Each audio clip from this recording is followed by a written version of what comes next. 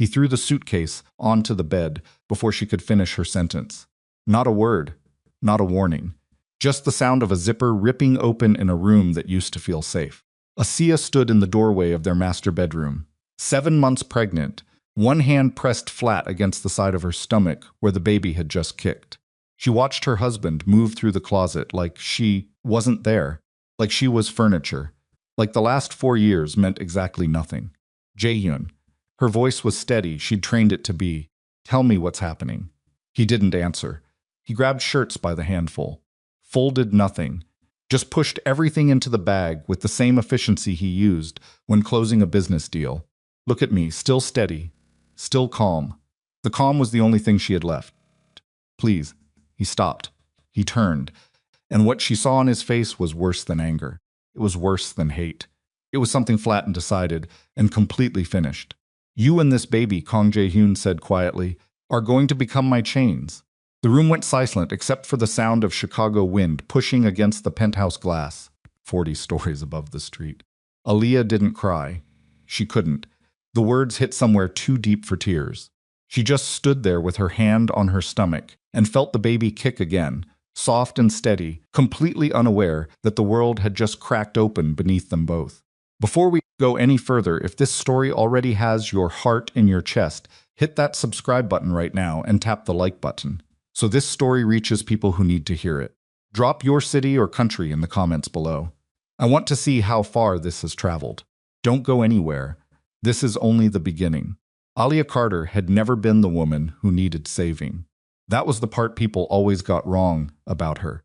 When they looked at her, standing next to Jae-hyun at charity galas, dressed carefully, hair perfect, smile practiced and warm, they assumed she was decoration.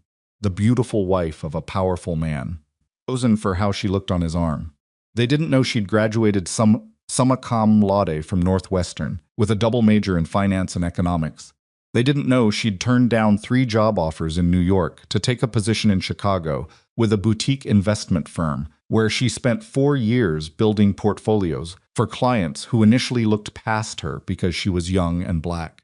And a woman in a room full of men who thought those 3 things added up to doubt. She had never let them be right. She met Jae-hyun at a fundraiser for a children's hospital. He was there because his company had donated a significant amount and the organizers wanted him visible. She was there because one of her clients sat on the board. They ended up next to each other at a table where neither of them knew anyone else. He made a dry, slightly rude comment about the centerpiece. She laughed before she could stop herself. They talked for 3 hours and missed the entire program. He called the next morning. She made him wait 2 days before calling back. That was probably the last time she had the upper hand. Jae-hyun was not a man who revealed himself quickly. She learned that. She learned it across months of carefully rationed conversations, dinners where he watched more than he spoke, mornings where he was already gone before she woke up, and evenings where he arrived after she'd already eaten alone. She learned to read him in fragments. A tension in his jaw that meant something had gone wrong. A particular stillness that meant he was deciding something. The way he reached for her in the dark, always without asking, as though claiming was the only language he was fluent in. She told herself those fragments were enough. She told herself she was patient because she was smart, because she understood complex things took time to open up. She didn't tell herself the truth, which was that she was patient because she was afraid that pressing too hard would make him disappear. He proposed 18 months after they met. No elaborate setup. No restaurant, no crowd, no champagne towers. He was sitting across from her, at her kitchen table, eating leftover pasta she'd made, when he put down his fork and said, "I want to marry you." She stared at him. "You've decided," she repeated. "Yes. And I don't get a say." The corner of his mouth moved. "That's why I'm telling you, instead of just filing the paperwork." She should have read that moment more carefully. The way he framed it as his decision, that he was generously informing her of. The way love was something he managed rather than felt. She should have seen it, but she said yes, because she loved him, and because she genuinely believed that the walls he kept up were built out of history, not character, that given enough time, given enough safety, he would learn to come down from them. 4 years of marriage taught her that some walls are structural. Tear them down, and the whole building goes. The empire Jae-hyun ran was never fully explained to her. She knew the surface: commercial real estate, a restaurant group, a logistics company, several import-export operations. She knew the restaurants were beautiful and the properties were valuable, and the name Kang Jae-yoon carried a specific weight in certain rooms in Chicago that had nothing to do with his net worth. She knew there were meetings she was never told about. Men who came to their penthouse and sat with Jae-hyun in his office and left without greeting her. She knew enough to understand there were things she wasn't supposed to know.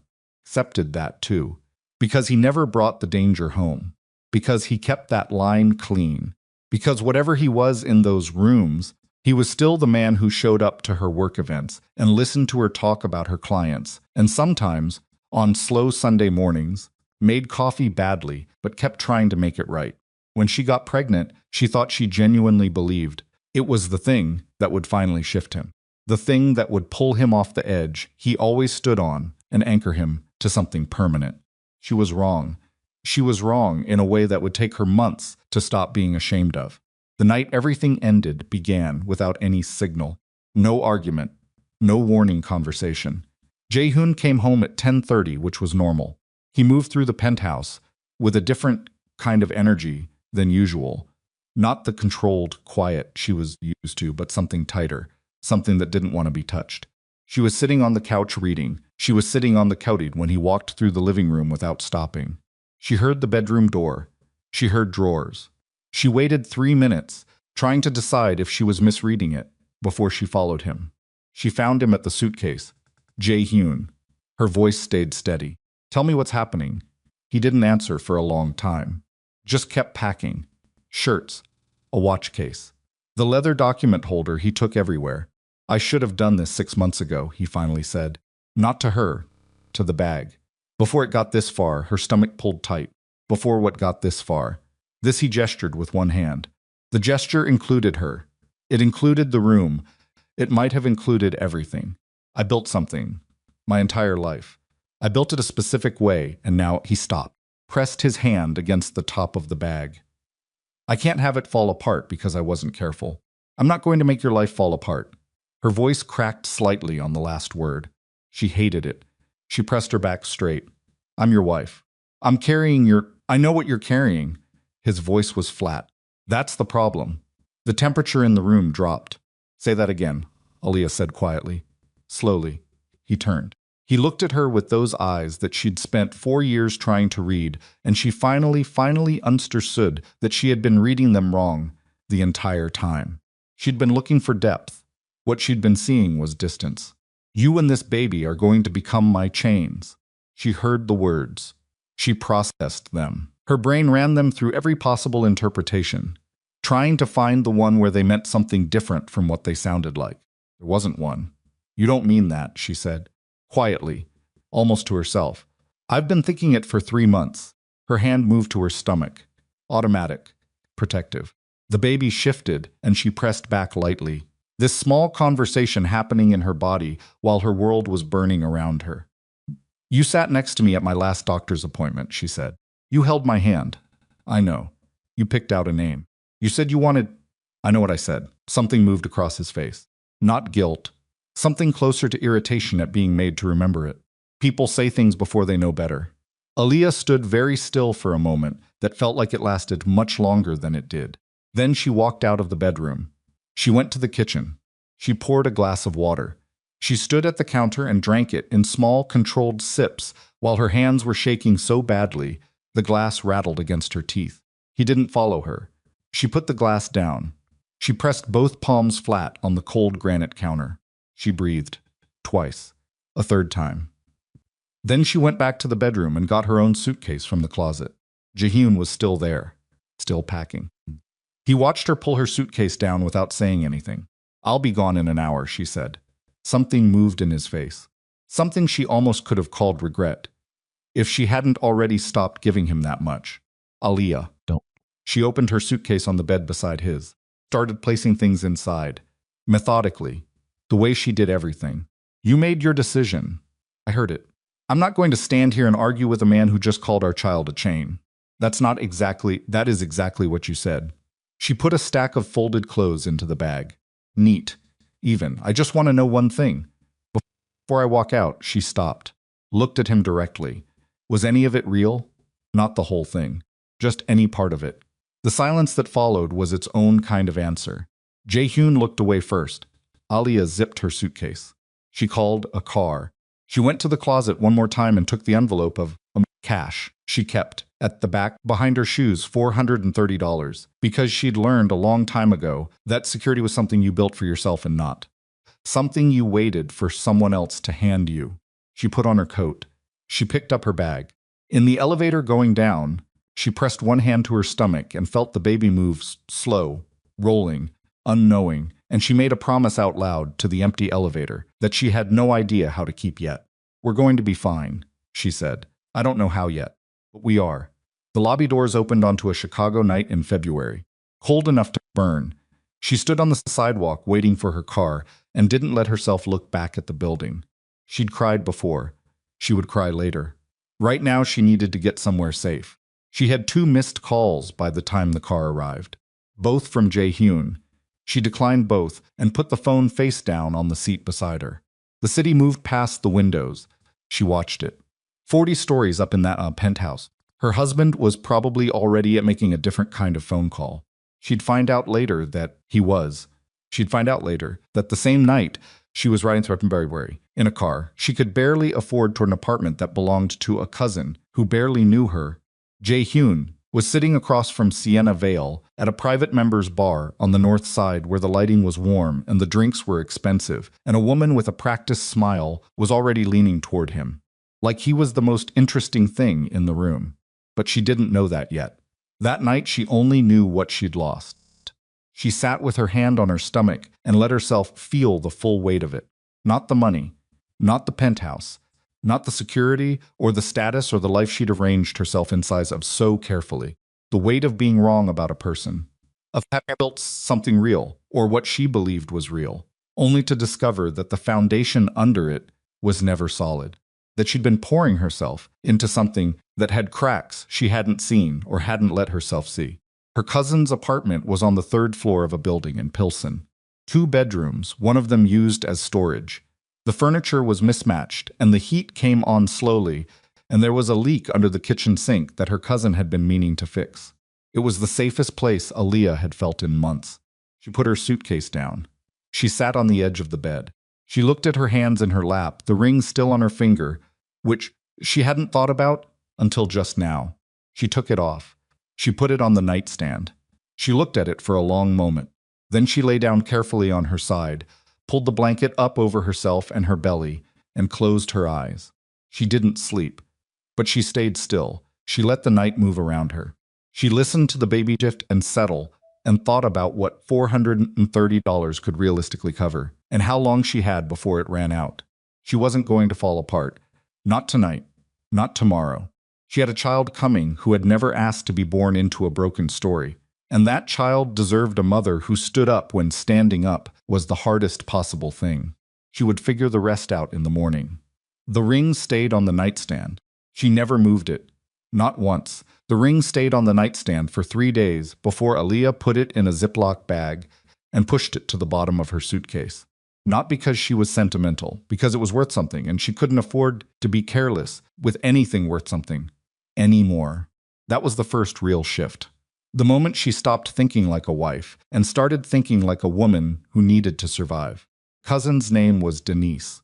31 years old, worked nights at a packaging facility on the southwest side, slept days, existed in the apartment like a quiet, benevolent ghost who left coffee made in the mornings and asked no questions. Aaliyah had always liked Denise. They weren't close Christmas cards, the occasional text, a brief conversation at a funeral 3 years ago, but Denise had said yes immediately when Aaliyah called at 11:30 on a Tuesday night and said she needed a place and couldn't explain everything yet. 3rd floor, 2nd door. On the left, Denise had said, "Keys under the mat. I'll be at work, but there's food." That was it. No interrogation, no drama, just a door left open. Aaliyah thought about that more than once in the weeks that followed. How the people who showed up for her without fanfare were never the ones she'd expected. She found a job in her 2nd week. Not the kind of job she'd had before, not analysis, not portfolios, not conference rooms and presentations. A data entry position with a mid-size insurance company, remote work, $9 above minimum wage, 25 hours a week, because that was all they had open. She took it without negotiating. She wasn't in a position to negotiate. She set up a small desk in the corner of the storage bedroom, moved 3 boxes of Denise's holiday decorations to make space, and sat with her laptop balanced on a folding table and worked through the afternoons while her back ached and her ankles swelled, and the baby pressed steadily against her ribs, like a reminder that time was not slowing down for any of this. She told herself it was temporary. She told herself she was good enough at what she did to rebuild quickly. She told herself a lot of things in those weeks because the alternative was sitting with the full weight of what had happened, and she couldn't afford that yet. There was too much that needed doing. What she didn't tell herself was that she checked her phone every morning when she woke up. Not hoping, just checking. The way you check a wound, not because you expect it to look better, but because you need to know what you're dealing with. There were messages from Jae-hyun. 14 in the first week, then fewer, then 1, then none. She didn't open a single one. She wasn't punishing him. She wasn't playing a game. She just had nothing left that she was willing to spend on him. Every ounce of energy she had was being redirected into something that mattered. And Kang Jae-hyun had disqualified himself from the category of things that mattered. Pregnancy was harder than she'd expected. Not in the dramatic way, no complications, no emergencies, but in the grinding daily way that nobody talks about honestly. The exhaustion that sat in her bones like concrete. The way her body made decisions without consulting her. The heartburn that hit at 2 in the morning. The morning she woke up already tired before the day had a chance to do anything to her. She went to her prenatal appointments alone. Sat in waiting rooms surrounded by couples and answered the receptionist's questions in a clear, professional voice and did not let her expression change when the nurse asked about her support system at home. "I have support," she said. Which was true, Denise. A few friends who didn't know the whole story but checked in. Her own stubborn refusal to let this become a tragedy. It wasn't the same thing as a husband. She knew that. She just wasn't going to say it out loud in a medical office where the walls were thin. The money ran out faster than she'd calculated. Not because she was careless, she was meticulous. Spreadsheet precise, tracking every dollar against a budget she'd built the first night in Denise's apartment. It ran out because the cost of existing while pregnant in a city like Chicago was simply higher than $430 could cover, even carefully. She called 2 former colleagues about freelance consulting work. One didn't respond. One said he'd keep her in mind, which was the professional equivalent of a door closing quietly in your face. She picked up a weekend shift doing administrative work for a small logistics firm, answering phones and organizing files for $11 an hour, and the supervisor was a man 20 years younger than the required, who spoke to her with a particular brand of condescension that assumes competence is something you earn by being obvious about it, rather than by actually having it. She smiled at him. She did the work perfectly. She didn't give him the satisfaction of knowing he was getting to her. At night, alone in the storage bedroom, she let herself feel it. The humiliation wasn't the worst part. She'd been underestimated before. She had armor for that. The worst part was the arithmetic. The gap between what she needed and what she had. The way it kept not closing, no matter how carefully she calculated.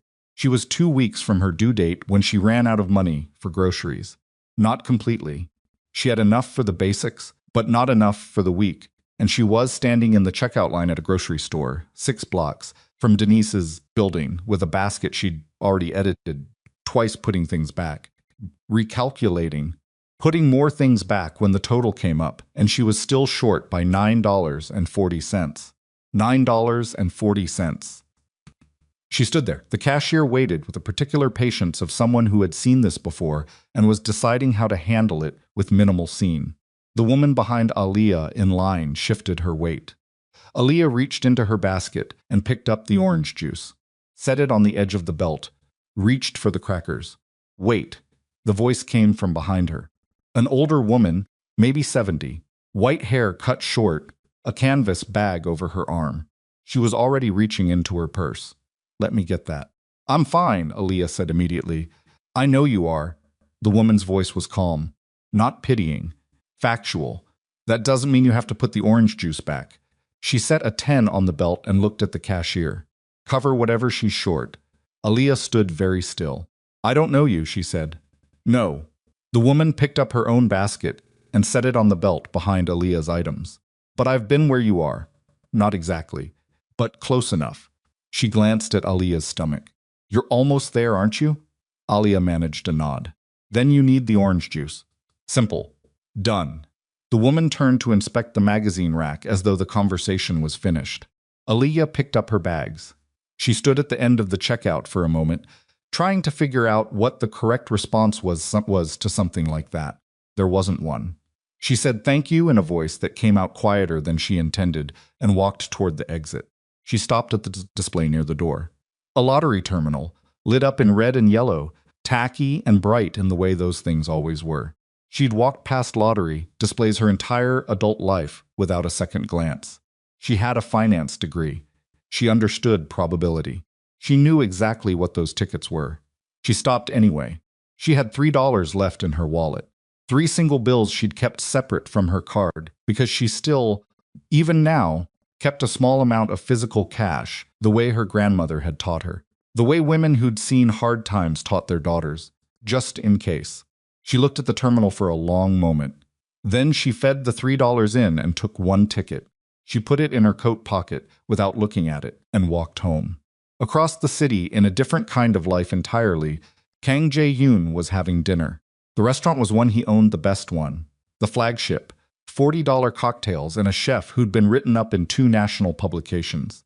He sat at his usual table in the back corner, where the lighting was flattering and the noise from the other tables didn't reach. And across from him sat Sienta Val, who was laughing at something he'd just said with her whole face, the way certain women had learned to laugh when they wanted a man to believe he was fascinating. Jae-hyun was not unaware of the performance. He'd been surrounded by people performing for him since before he had money. He recognized the mechanics.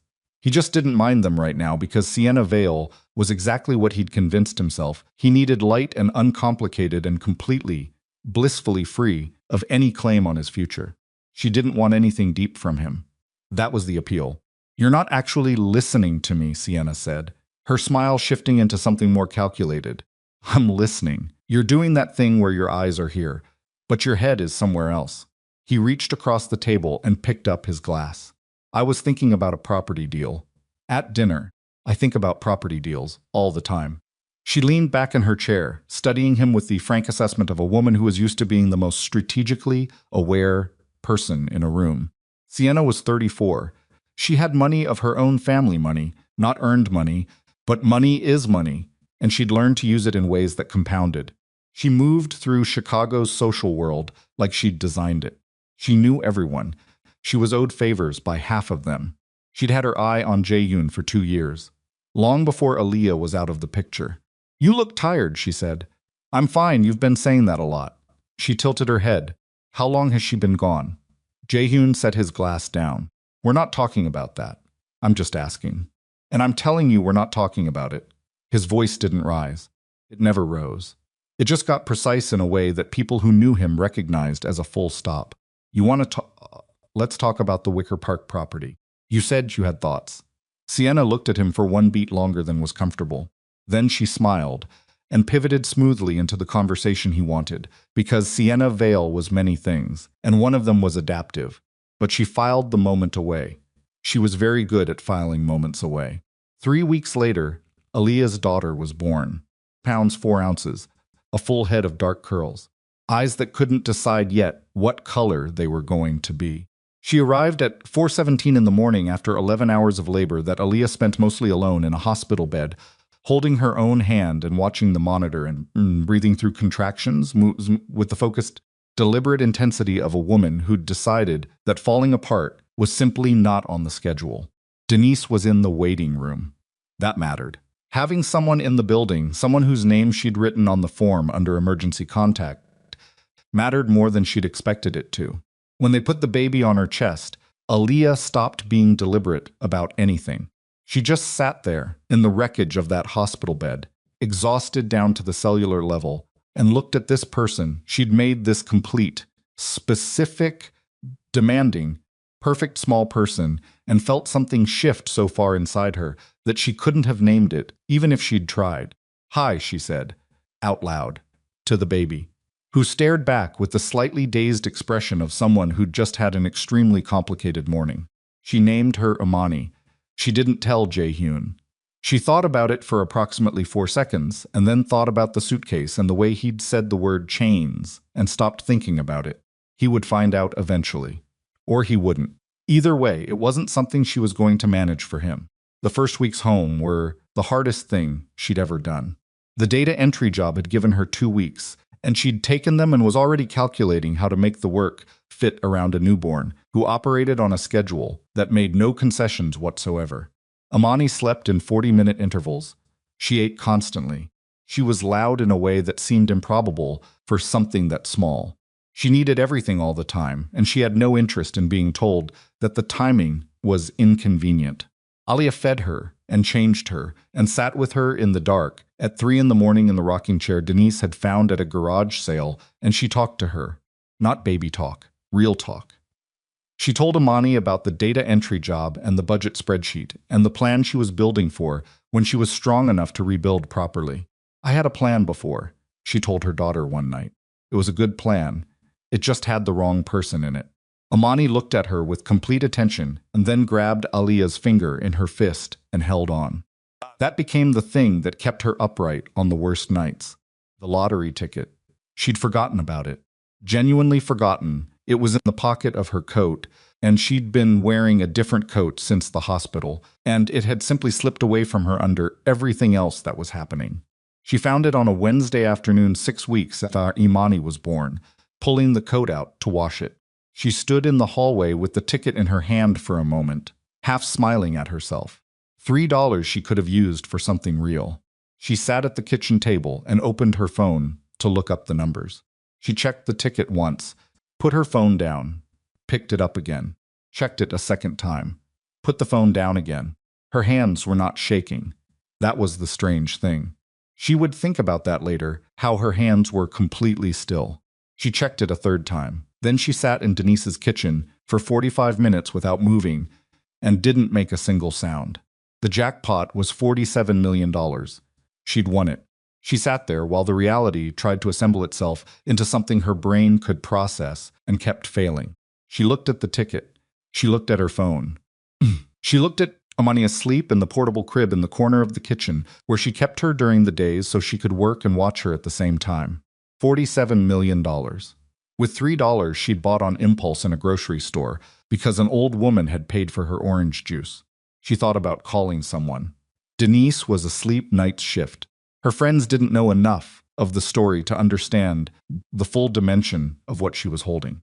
Her mother was in Atlanta, and their relationship was complicated, and this didn't feel like a phone call conversation. She sat alone with $47 million and a sleeping infant and thought about what happened next. She wasn't naive. She'd worked in finance long enough to know that money this size was not simply a number. It was a legal process, a public process, a process that required lawyers and financial advisors and careful, deliberate decisions made without panic or performance. She opened her laptop. She started researching. Because that was what she did. She got information before she moved. She didn't touch anything, didn't tell anyone, for 4 days. On the 5th day, she contacted a lawyer. On the 8th day, with legal representation beside her and a plan already drafted, she claimed the ticket. The Lottery Commission had a standard media process. She could opt for privacy in some aspects, but the jackpot amount and a basic confirmation were public record. There would be a press conference. There would be a photograph. There would be a check that was largely ceremonial, but large enough that people would remember seeing it. She wore a navy dress. She had Imani with her because there was no other option, and also because she decided that her daughter being there was not something to be hidden. Imani wore the nicest thing she owned, which was a small white sleeper with yellow ducks that Denise had given her. The check they handed her for the photograph was the size of a small table. She held it steadily. She smiled not the practiced social smile from the penthouse galas, but a real one, slightly uneven, still surprised somewhere underneath. Cameras flashed. Kang Jae-hyun was in his restaurant when the news ran. Not watching it, a television above the bar at the back of the room was on for ambiance, tuned to local news, the volume low. He was walking from his office toward the front of house when he glanced up at the screen and stopped. The graphic on the screen said, "Local woman claims state's largest jackpot, 47 million. He almost kept walking. Lottery news wasn't something he paid attention to. Then the camera cut to the press conference footage.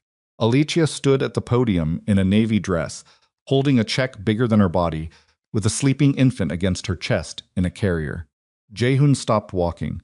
The bartender glanced at him, then at the screen, then back at him. Jae-hyun didn't move for a long moment. His face was completely still. Whatever was moving through him was doing it somewhere behind the eyes, somewhere that the bartender and the passing server and the two guests at the nearest table couldn't access. He watched the footage.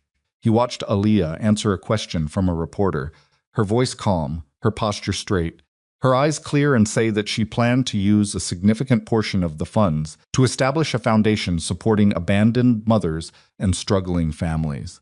He watched her smile into the camera. He picked up his phone and walked back to his office and closed the door. He stood behind his desk for a while without sitting down. Then he sat. Then he stood again. He called Sienna. She picked up on the second ring. He could hear music in the background, somewhere crowded, somewhere social. "Did you see the news?" he said. A pause. "I'm at a thing, Jay. Did you see the news?" Another pause. Different quality. "Yes," Sienna said. "I saw it. I need to talk, okay." Not on the phone. A longer pause. The background noise shifted like she was moving somewhere quieter. When she spoke again, her voice was lower and more careful. "Jae-hyun, before you do whatever you're about to do, I'm not doing anything. You're about to make this into something. She's worth $47 million, he said, flat, like a fact he was still processing. "She's raising my daughter. Alone. I know what she's worth." Sienna's voice had changed. Something cooler underneath it now. Something that had been there all along and was just no longer bothering to stay quiet. "Question is what you think that has to do with you. She's my wife. You left her. I know what I did." "Then you know," Sienna said carefully, "that going back there isn't going to look like what you want it to look like." Jaehyun's hand tightened on the phone. "I'll call you later, Jay." He hung up. He sat in his office. The restaurant hummed around him, the low vibration of a busy Thursday evening, the clink of glasses and the murmur of conversations that had nothing to do with him. He looked at his desk, the polished surface, the carefully arranged items, the framed photo he'd moved to a drawer 2 months ago and hadn't moved back. The photo was of them. A trip to Vancouver, 2 years into the marriage. Alia was laughing at something off camera, one hand raised against the wind. He looked at it now and tried to identify precisely when he'd decided she was a complication rather than a person. He couldn't find it. It had happened gradually, the way most bad decisions do, not a single moment but a slow accumulation of small ones, each one justifiable in isolation. He sent her a message that night. Not a long one. "I saw the news. I need to see my daughter. I'd like to talk." He put the phone down and looked at the ceiling and waited. The message delivered, then showed as read. No response came. Not that night. Not the next morning. He sent gifts not impulsively but deliberately chosen. Things for Amani specifically. Things that would communicate he'd thought about it. The first one was returned to his restaurant 4 days later, with a handwritten note on a small card in Aaliyah's precise, controlled handwriting. "We're fine. We don't need anything from you." Please stop. He read the note 3 times. He put it in the drawer with the photograph. He kept sending things. They kept coming back. Sienna didn't bring up the lottery again for 2 weeks. That was tactical. She understood timing. But when she did bring it up, they were at his penthouse, the one he'd bought after Aaliyah left, because he couldn't stay in the other place. And she'd had 2 drinks and had decided that the careful version of this conversation had expired. "She's going to get lawyers involved," Sienna said. "If she hasn't already. I have lawyers. Jae-hyun." She set her glass down on his coffee table without using a coaster. He noticed. He didn't say anything. "You left your pregnant wife. Now she's one of the wealthiest women in this city. The optics of you suddenly wanting to be a father. I don't care about optics. You care about everything being on your terms." Her voice wasn't cruel. It was worse than cruel. It was accurate. That's different from not caring about optics. He looked at her, really looked at her, in the way he didn't do often, because he'd been careful, these past few months, not to look at people too carefully. He'd been maintaining a pleasant surface and not looking underneath. Sienna looked back without flinching. "What are you doing here?" he asked. Quiet, genuine, she blinked. "What? You've been here every week for 4 months. You have dinner with me, and you sleep here, and you come to the events I need a companion for." He kept his voice even. "What are you getting out of it?" Her jaw shifted. "Is that how you think about people?" "I think about everyone that way, including myself." He leaned back in his chair. "So tell me." She was quiet for a moment. He could see her, deciding how much to give him. "I like your world," she said finally. "I like what you can open, and who you know, and what it feels like to be next to someone who makes rooms shift when he walks in." She picked her glass back up. "Is that honest enough?" "Yes," he said. "That's honest." "Does it bother you?" "No." And it didn't. Not the way it should have. Because what she'd described was a transaction, and he understood transactions better than he understood most things. "I just wanted to know." She studied him. "You're going to keep trying to get back to her." He didn't answer, Jae-hyun. She put her glass down again. Her voice had shifted, the calculated warmth was gone, replaced by something flatter and more direct. "There's something I haven't told you." He looked at her. She met his eyes, then looked away, then back, as though deciding in real time the precise calculation of what came next. "I'm pregnant," she said. The room went absolutely still. Jae-hyun did not move, did not react, did not let his face do anything for a full 5 seconds while his brain ran the information through every possible framework it had. "Long," he said. 8 weeks. He sat forward slowly, elbows on his knees. "Why are you telling me now?" "Because you asked me what I was getting out of this." Her voice was careful, controlled, but underneath it there was something that might have been fear, or might have been strategy, and he couldn't tell which. "And I didn't want to have that conversation while I was hiding something." He breathed once. "Is it mine?" The silence that followed that question lasted 4 seconds. He counted them. "I don't know," Sienna said. And there it was. 3 words, delivered in a voice that was steady and deliberate and completely without apology. Jae-hyun stood up slowly. He walked to the window. He looked out at the city, the lights, the grid of streets below, the lake dark and flat at the edge of everything. He stood there for a long time while Sienna sat behind him on his couch and didn't say anything else. He had left Aliyah, a woman who was carrying his child, who he had no doubt about, who had given him 4 years of loyalty he hadn't earned because he wanted a life without complications. He was standing at a window, 40 stories up, childless, looking at a T-city that didn't know yet how much of it he was about to lose, while behind him, a woman he didn't love was pregnant with a baby that might not be his. He had made every single one of these choices himself. He stood at that window for a long time. Long enough that Sienna stopped waiting for him to say something and poured herself another drink. Long enough that since ice in his untouched glass on the coffee table melted completely and the drink went flat and watery. Long enough that the city below cycled through that particular shift that happened around midnight, when the restaurant crowd thinned, and the late-night crowd hadn't fully replaced it yet, and the streets had a brief, strange quiet. He didn't turn around. "Who else?" he finally said. Sienna set her glass down. "What? Who else could it be?" Still facing the window. His voice had no temperature at all. "You said you don't know. That means someone else, so who?" A pause. He heard her shift on the couch. The small sound of fabric moving, of a person reorganizing herself before a difficult thing. "Does it matter right now?" "Yes," he turned then. Slowly. The way he did everything when he was most dangerous, without urgency, without signal. "It matters right now."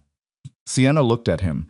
She had the composure of a woman who'd been in difficult rooms before, who'd learned to keep her face neutral when the air in a conversation changed pressure. But something in the way he was standing, not aggressive, just completely, absolutely still, made the composure cost her something. "Marcus Hale," she said. Jae-hyun recognized the name. Of course he did. Marcus Hale was a commercial developer, mid-40s, recently divorced, the kind of man who moved through Chicago's upper social tier with a carefully maintained ease. He'd been at 3 of the same events Jae-hyun had attended in the past 6 months. He'd shaken Jae-hyun's hand at two of them. How long? Jae-hyun said. It's not Sienna. She pressed her lips together. A few months. While you were here, yes. He breathed in slowly through his nose. He looked at the ceiling for 1 second, then back at her. And you don't know which of us. I have an appointment next week. To find out more specifically. Her voice had steadied. She'd found the version of herself that handled things practically, and she was using it now.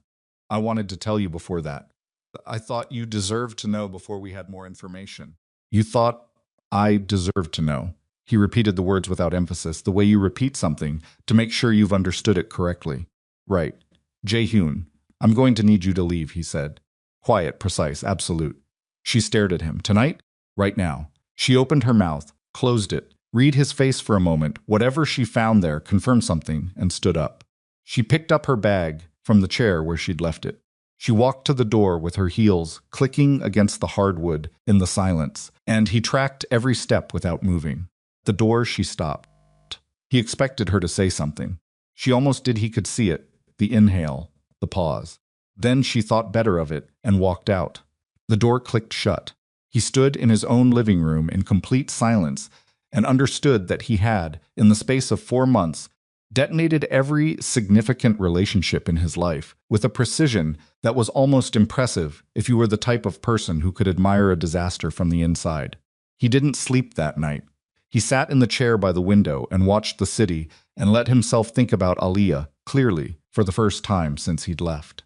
Not the version of her he'd been managing in his head, the wife-shaped obligation, the complication, the chain, the actual woman. The one who'd laughed at his rude comment about a centerpiece and made him wait 2 days before calling back. The one who'd sat in board meetings and handled men twice her age, with a patience that wasn't submission but strategy. The one who'd carried his daughter alone, through 11 hours of labor and named her, without asking him, and was now by every measure that mattered doing better without him than he was without her. He picked up his phone at 3 in the morning and opened her contact. He looked at it. He didn't call. He put the phone face down on his knee and sat in the dark. He was not even now fully certain what he felt was love. He wasn't sure he'd know love clearly enough to identify it. What he felt was something closer to the sensation of understanding precisely how badly you've miscalculated a situation, that cold, specific lucidity that comes too late. He fell asleep in the chair sometime before sunrise. When he woke up, his neck hurt, and there was pale gray light coming through the windows, and his phone had 17 notifications, none of them from Aliyah.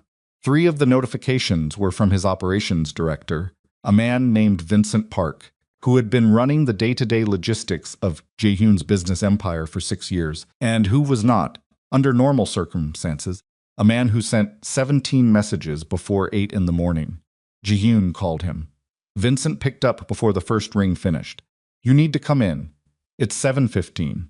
I know what time it is. Vincent's voice had a quality Jae-hyun hadn't heard from him in a long time. Controlled, but only barely. The voice of a man holding something heavy and trying not to let it show in his posture. We have a problem with the Meridian accounts. Jae-hyun was already standing up, moving toward the bedroom. Talk to me. Not on the phone. That was when Jae-hyun understood the scale of it. Vincent Park had worked for him long enough to know that certain conversations happened on phones and certain ones didn't. The fact that this one was in the second category narrowed the possibility considerably, and none of the possibilities left were good. He was at the office in 40 minutes. Vincent was waiting, with the door closed, and 2 cups of coffee that were still hot, which meant he'd timed Jae-hyun's arrival. He'd also printed documents, a thick stack of them, spread across the conference table in a specific order that told Jae-hyun this wasn't a discovery made this morning, but something Vincent had been sitting with, probably for days, waiting for the right moment. When did you find this?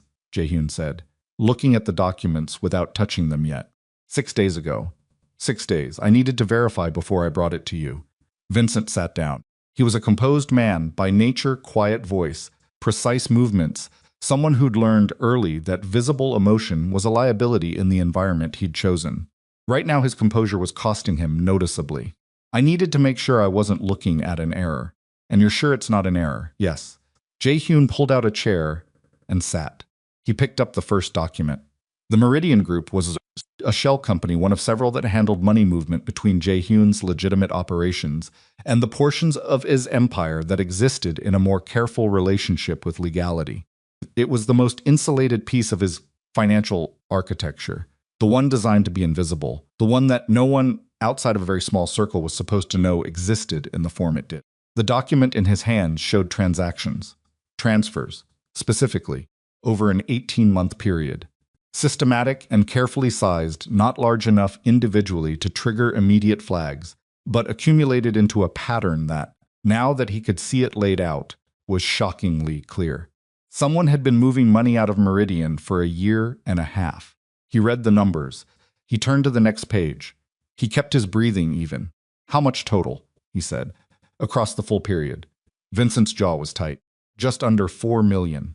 Jae-hyun placed the document down on the table. He pressed it flat with one hand and looked at it.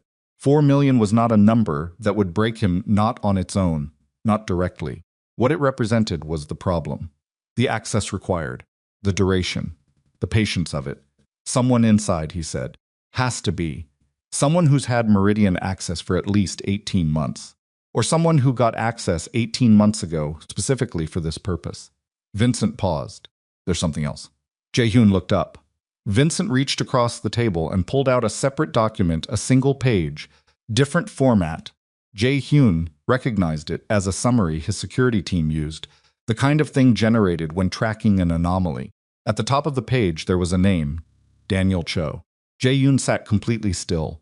Daniel Cho had been in his organization for 11 years. He had started as a runner low level, barely trusted, working the edges of the operation. Over the years, he had moved up with a steadiness that Jae-hyun had interpreted as loyalty and reliability. He was currently the senior accountant overseeing the real money. He had eaten at Jae-hyun's table. He had been at the hospital when Jae-hyun's father died 2 years ago. He had shaken Jae-hyun's hand at every significant moment in the last decade and looked him directly in the eye every single time. You're certain, Jae-hyun said. Not a question exactly. More like a test of whether Vincent would hold firm. 3 independent verification polls. Vincent held his gaze. Yes. Jae-hyun looked at Daniel Cho's name on the paper. He thought about the last time he'd seen him. 4 days ago, in this same building, in the hallway outside the accounting office, exchanging pleasantries about a baseball game. Daniel had been wearing his usual jacket, holding a coffee, smiling in that easy way he had, and Jae-hyun had walked past him without a second thought, because that was how thoroughly he had trusted him. 11 years. Find him, Jae-hyun said. He called in sick yesterday. Not in today either. Vincent pulled out his phone. His apartment, we sent 2 people this morning. He's gone. Gone clothes, passport gone. Vincent paused. He's been planning this. Jae-hyun picked up his coffee, set it back down without drinking it. His hands were steady. That was the one thing, his hands were always steady. But inside the stillness, something had shifted into a gear he hadn't used in a long time, something cold and deliberate and very focused. Who else knew about Meridian's structure, he said. Beyond you and me and Daniel?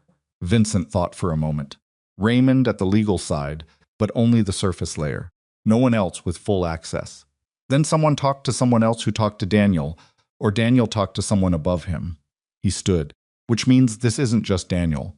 Vincent looked at him steadily. That's what I'm afraid of. The next 72 hours moved in a specific kind of time that Jae-hyun recognized, the compressed, granular time of a crisis, where every hour contained more information than a normal day. He didn't go home. He slept 4 hours on the couch in his office twice. He ate whatever Vincent put in front of him without noticing what it was. He made calls and took calls and had conversations in rooms, with the door locked, that he would not repeat even in summary. What emerged from those 72 hours was a picture he did not want to see clearly but couldn't avoid. Daniel Cho had not been working alone. He'd been working for a man named Preston Webb, who operated a competing network on the north side of the city, and had spent the better part of 3 years looking for leverage against Jae-hyun's operation. Daniel had been turned 2 years ago, not with money initially, but with a threat against his family that he'd never disclosed to Jae-hyun. The money came later, as compensation for the ongoing access. This was the part that landed differently than the others. Jae-hyun built his organization on a version of loyalty that he believed was absolute because he paid for it absolutely and demanded it absolutely. He had not, in 11 years, considered what happened to that loyalty when someone inside it was placed under a pressure he didn't know about. He had not built any system for detecting that. He had assumed that his reputation for consequence was sufficient deterrence. It wasn't. It hadn't been. For 2 years, someone he trusted completely had been sitting across from him and feeding his operations to a competitor, and the only reason it had ever surfaced was that Daniel had gotten careless in his 18th month, right around the time he apparently decided the endgame was close enough to accelerate. The endgame, it turned out, was not just the Meridian money. 3 of Jae-hyun's major business partners, 2 in real estate, 1 in the logistics chain, received documentation in the same week. Documentation about the less visible portions of Jae-hyun's operations, not from a law enforcement source. From Preston Webb's organization, distributed carefully to the people most likely to create the most damage with it. The first partner called Jae-hyun directly. He was professional. He was sorry. He was dissolving their contract effective immediately. The second didn't call. Just sent a letter through his attorney. The third sent back an unsigned note with 3 words on it. Don't contact me. In the space of 8 days, Jae-hyun lost 31% of his legitimate revenue infrastructure. He sat with that number in his office and in a spreadsheet that Vincent had prepared without comment. 31% gone, not to a market shift or a legal problem, but to a deliberate, coordinated dismantling executed by a man who'd been eating his food and cashing his paychecks for 11 years. He called his attorney. His attorney picked up. There was a pause before he said hello, kind of pause that had a meaning. Tell me, Jae-hyun said. I've been contacted by Preston Webb's legal team, his attorney said, each word placed carefully. They filed a civil suit. It's another pause. It's broad, Jae-hyun. They've clearly been building this for a while. How broad? It touches the Meridian structure. It touches 3 of the property holdings. It touches the restaurant group through a licensing connection they've argued is fraudulent. A breath. If it proceeds and they get discovery, I know what happens if they get discovery. Then you know this isn't a situation I can manage quietly. His attorney's voice had the particular flatness of a man delivering information he genuinely does not want to deliver. This is the kind of case that gets press. That gets attention from people we don't want paying attention. Jae-hyun was quiet for a moment. What do you need from me? Time, money, and for nothing else to go wrong in the next 30 days. He hung up and sat in his office and looked at the wall.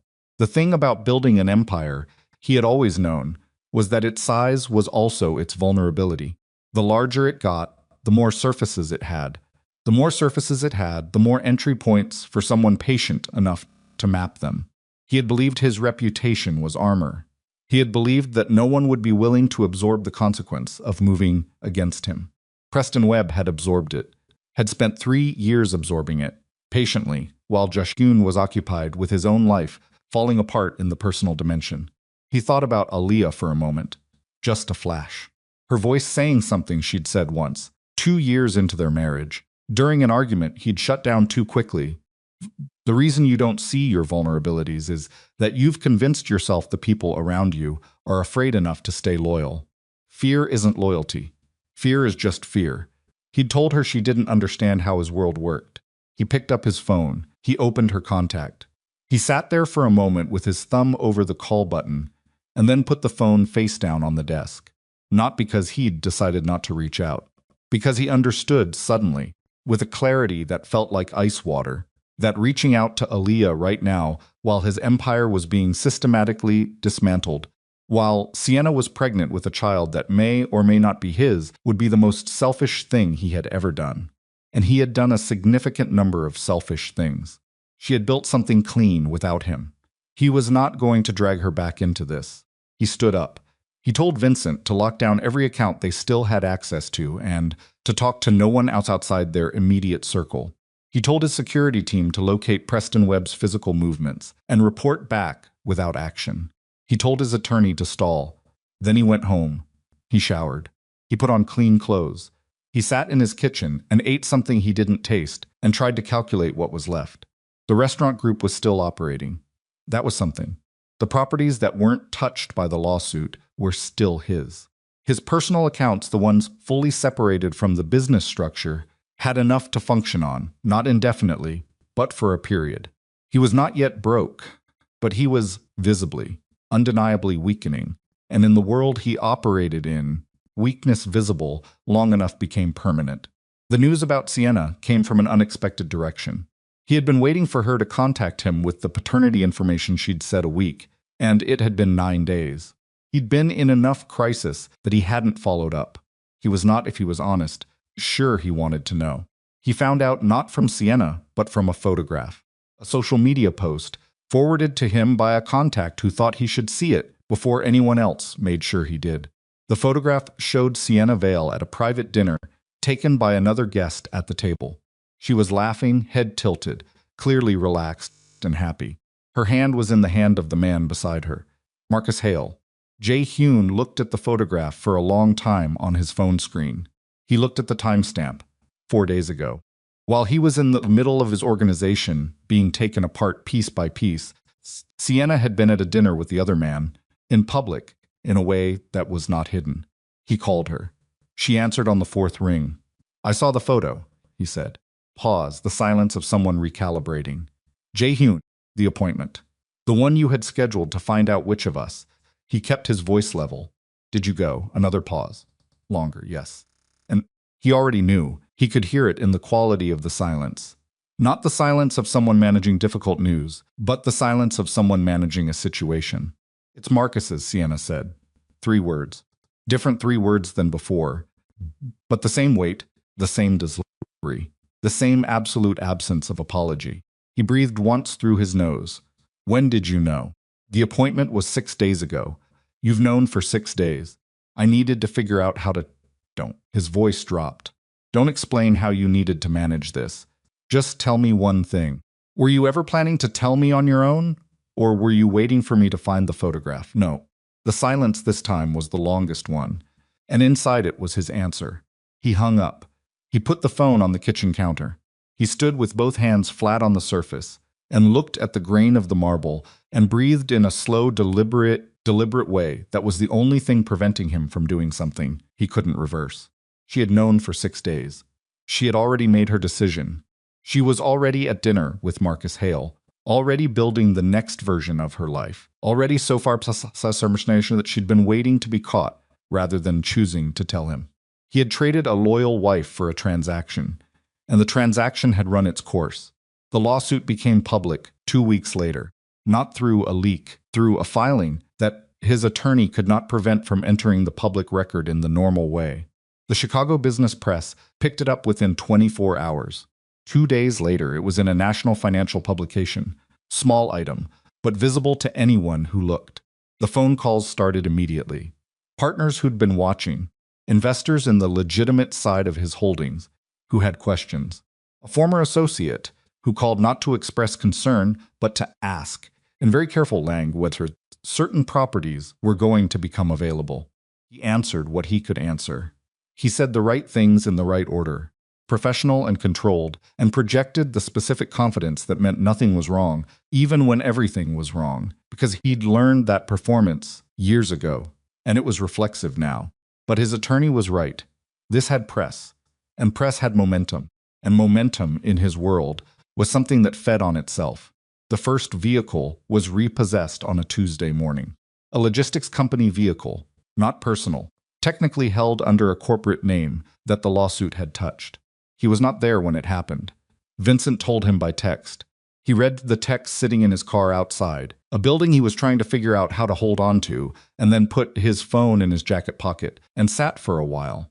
Small things. The repossession, the canceled catering contract for the restaurant, the property management company that stopped returning calls about 2 buildings on the south side. Small things that added up to a shape he recognized, the shape of something accelerating in a direction you can no longer control. He fired 2 staff members he couldn't afford to keep. He did it personally, face to face with severance he'd calculated exactly. Both of them looked at him in a way that told him they'd already heard things.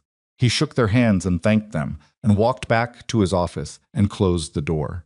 His operating account for the restaurant group hit a threshold that triggered an automatic alert the following Friday. He looked at the number and understood that, without an infusion of capital in the next 60 days, the flagship restaurant, the best one, the $40 cocktails one, the one that had his name quietly associated with it in every room that mattered, was going to go under. He spent a week trying to find the capital. He made calls he'd never made before, calls that required him to present himself as something he'd never been, which was a man who needed something from someone else. He made those calls anyway. Some of them he'd been proud to make once, with someone powerful at his side. Now he made them alone, and the responses were what they were. He was sitting in what used to be his primary office, a space he was already looking at, with the calculating eye of someone pricing how much time he had left in it when his phone rang. The number was from a bank he'd dealt with for years. Kind of call, at this hour, that didn't need to be on speakerphone. He answered it. 12 minutes later, he put the phone down on the desk. Primary line of credit that had been the financial backbone of his real estate holdings, the one he'd maintained impeccably for 9 years, never missed a payment, the one he'd treated as his most reliable structural asset, had been called. Not suspended. Called immediately payable. The reason given was the lawsuit and the damage it had done to the assessed value of the collateral properties. He looked at the number they'd cited. He did not have that number liquid. Not remotely. He could sell properties to cover it, he knew that. He could liquidate and restructure. But that process took time, and the bank had given him a window that made clear that they were not interested in managing his timeline. He sat in that office and understood, with a finality that he hadn't let himself approach until now, that the empire he'd built, the specific shape of it, the specific power of it, the life it had funded and defined, was ending. Not gradually. Quickly now. The way these things always accelerated once they started. He would later think that this was the moment Shut felt something dramatic. Rage, grief, something large and visible. What he actually felt was something much simpler and much harder, to sit with a bone-deep exhaustion and a very quiet understanding that he had spent the past several months making choices that had brought him exactly here. He picked up his keys. He turned off the office light. He walked out of the building, past the reception desk, where the woman who'd worked there for 4 years said goodnight in the normal way, and he said goodnight back in the normal way. He drove home. He sat in his car in the parking structure for a long time. Then he went upstairs and stood in the apartment that was also, in its way, already on borrowed time, and tried to figure out what was left of Kang Jae-yoon when you took the empire away. He didn't have a clean answer. He opened his laptop. He started looking at what it cost to rent a room, not an apartment, a room in a building where nobody knew his name. The room he rented was on the second floor of a building in Bridgeport that smelled like old carpet and somebody else's cooking. $260 a week. Cash. The landlord was a heavy-set man named Gerald who asked no questions beyond whether Jae-yoon had the first 2 weeks up front, which he did, barely. Gerald handed him a key on a plastic fob with a faded Cubs logo and pointed at the door at the end of the hall, and that was the full extent of their relationship. The room had a bed, a dresser with a broken drawer, a window that looked out at a brick wall, and a bathroom shared with the 2 other rooms on the floor. Jae-hyun put his single duffel bag on the bed and sat beside it and looked at the window for a while. He'd sold the apartment lease back to the building management 3 days ago. He'd gotten less than he should because he didn't have time to negotiate properly, and because his name, which had once accelerated every transaction he entered, was now doing the opposite. He'd sold 2 watches and a set of cufflinks to a resale shop on Michigan Avenue, whose owner had recognized him and kept his face carefully neutral while lowballing the offer. Jae-hyun had taken it, because the alternative was arguing for fair value with a man who knew exactly how much leverage had shifted and exactly who held it now.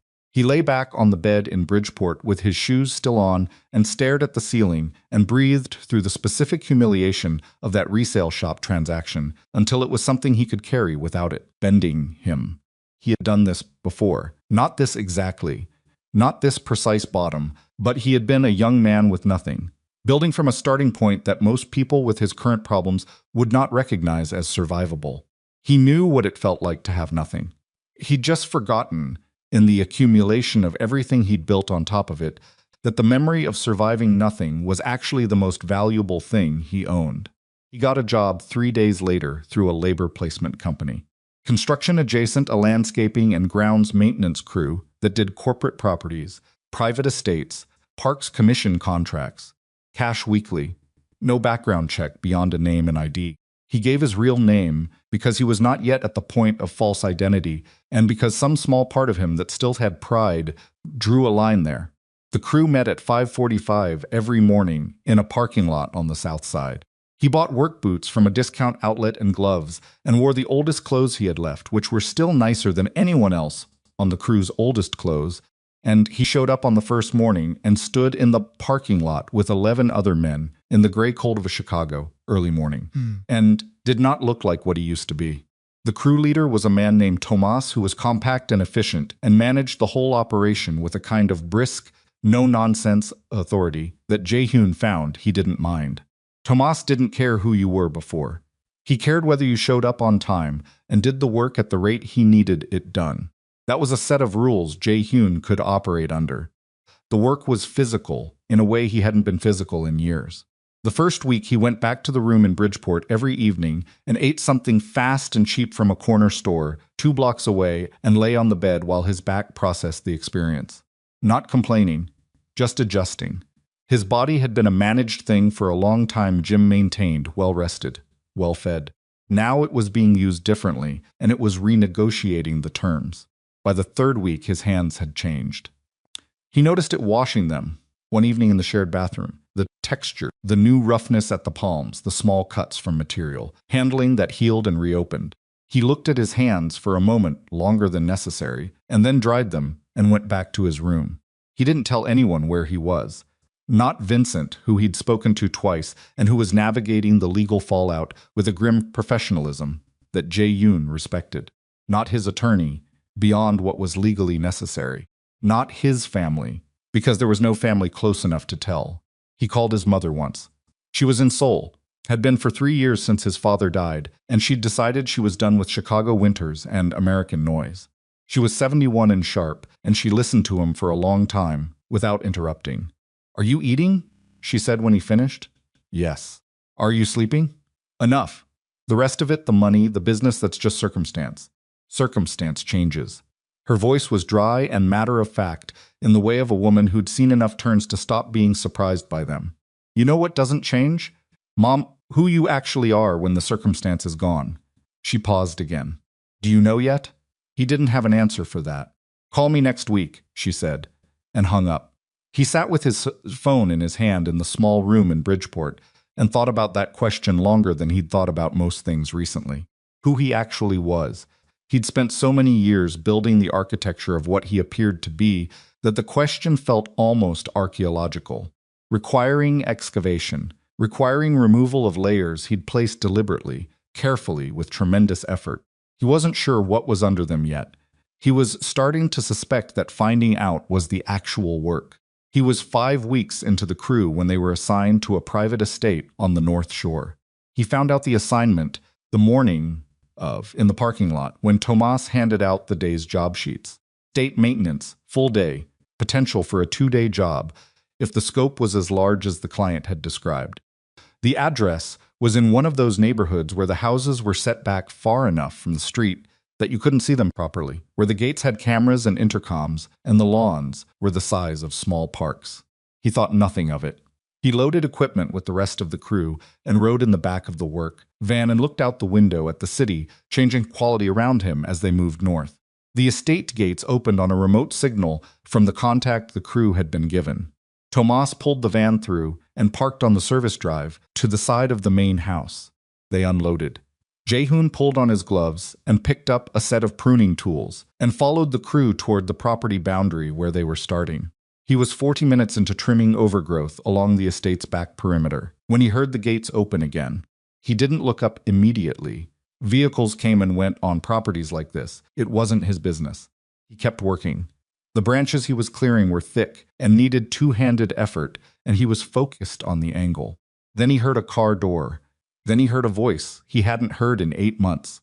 Just a fragment. She was speaking to someone near the car, something short and instructional, her voice carrying the same clear, unhurried quality he'd spent 4 years coming home to. He straightened up. Aaliyah stood 30 yards away on the main drive. She was dressed simply dark coat, boots, but she stood differently than he remembered. Not the difference of wealth, though that was visible in the context of this property, these grounds. The difference of a person who had stopped apologizing for the space they occupied. She stood like she'd decided something permanent about herself and had stopped revisiting the decision. In her arms against her chest in a carrier was a baby, their daughter. He hadn't seen Imani since she was born. He didn't even know what she looked like, had only the image from the lottery press conference where she was too small and too bundled to be distinct. Now she was bigger, old enough to have her face visible, dark curls clear against Aliyah's coat, one small fist curled against her own cheek in sleep. His hands were still holding the pruning tool. He didn't move for a moment that lasted longer than it should have. Then his body made the decision before his head cleared it, and he was walking. Aliyah. She turned. Her face did the thing faces do when they encounter something completely unexpected, the immediate, unguarded reaction before control engages. Shock. Then recognition. Then something that moved through several things quickly before settling into a careful, controlled stillness. She looked at him, at his work clothes, at the gloves, at the tool in his hand. She looked at him for a long time without speaking. "What are you doing here?" she said finally. "Not warm, not cold. Factual. I work for the landscaping crew. I didn't know this was your property." He heard how that sounded. I didn't plan this. I didn't even know you." "I know." She looked at him again, a second assessment slower. "I can see that." He looked at Imani.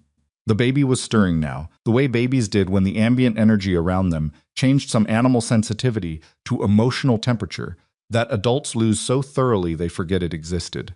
Imani's eyes opened. She looked at the world with the frank, uncommitted attention of a very small person encountering everything for the first time.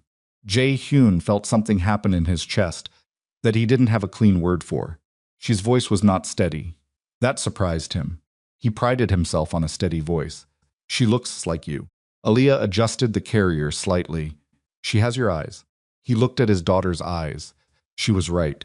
Dark, wide-set, already holding something watchful in them. His mother's eyes, actually. The line of it moving through time in a way he hadn't expected to feel so clearly. He dropped to one knee, not slowly, not dramatically, just down. On the gravel drive of this estate, in his work clothes, with his pruning tool still in his hand, he put his knee on the ground and looked up at Aliyah and didn't have a speech, because there was no speech that covered this. There was only the truth of the position, which was the most honest thing he'd done in years. "I was wrong," he said. "Not in the ordinary way. Not the kind of wrong you apologize for and it's done." He could hear his own breathing. The gravel was hard through the knee of his work pants. "I destroyed something I didn't have the right to destroy. And I've thought about it. I've had nothing but time to think about it. And I can't find a version of it that makes it okay." Aaliyah looked down at him. Her expression was not what he'd feared most, which was anger. It was something quieter and harder. The expression of a woman who had already processed this fully, in the dark, alone, months ago, and had arrived somewhere he was only just beginning to approach. "Get up," she said. "Get up, Jae-hyun." Not unkind. Just finished with this particular gesture. "Your knee is on gravel." He stood. They looked at each other in the cold November air on her estate driveway, with 8 months of wreckage between them and a sleeping baby as the only witness. "I want to be her father," he said. "I'm not asking for anything else. I know I don't have the right to ask for anything else. But she's my daughter, and I want to be something in her life, whatever that looks like from here." Aaliyah was quiet for a long moment.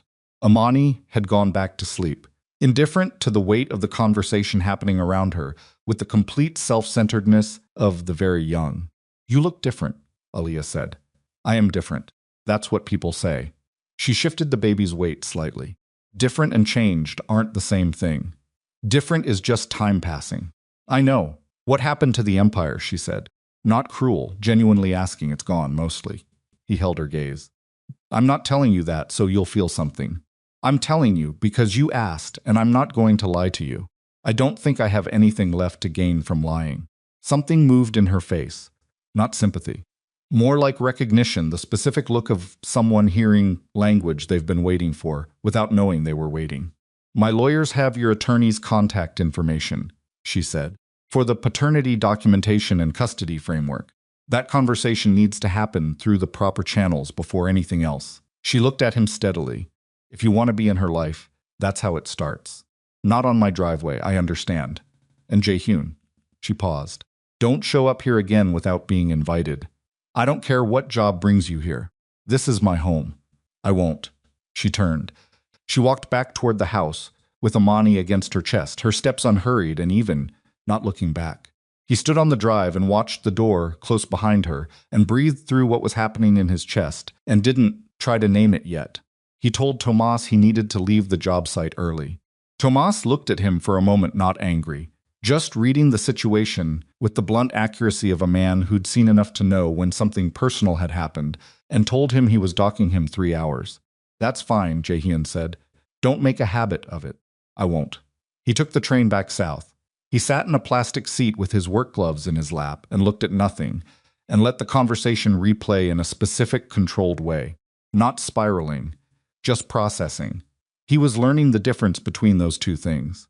His phone rang when he was 2 stops from Bridgeport. The number was Vincent's. We have a problem, Vincent said when he answered.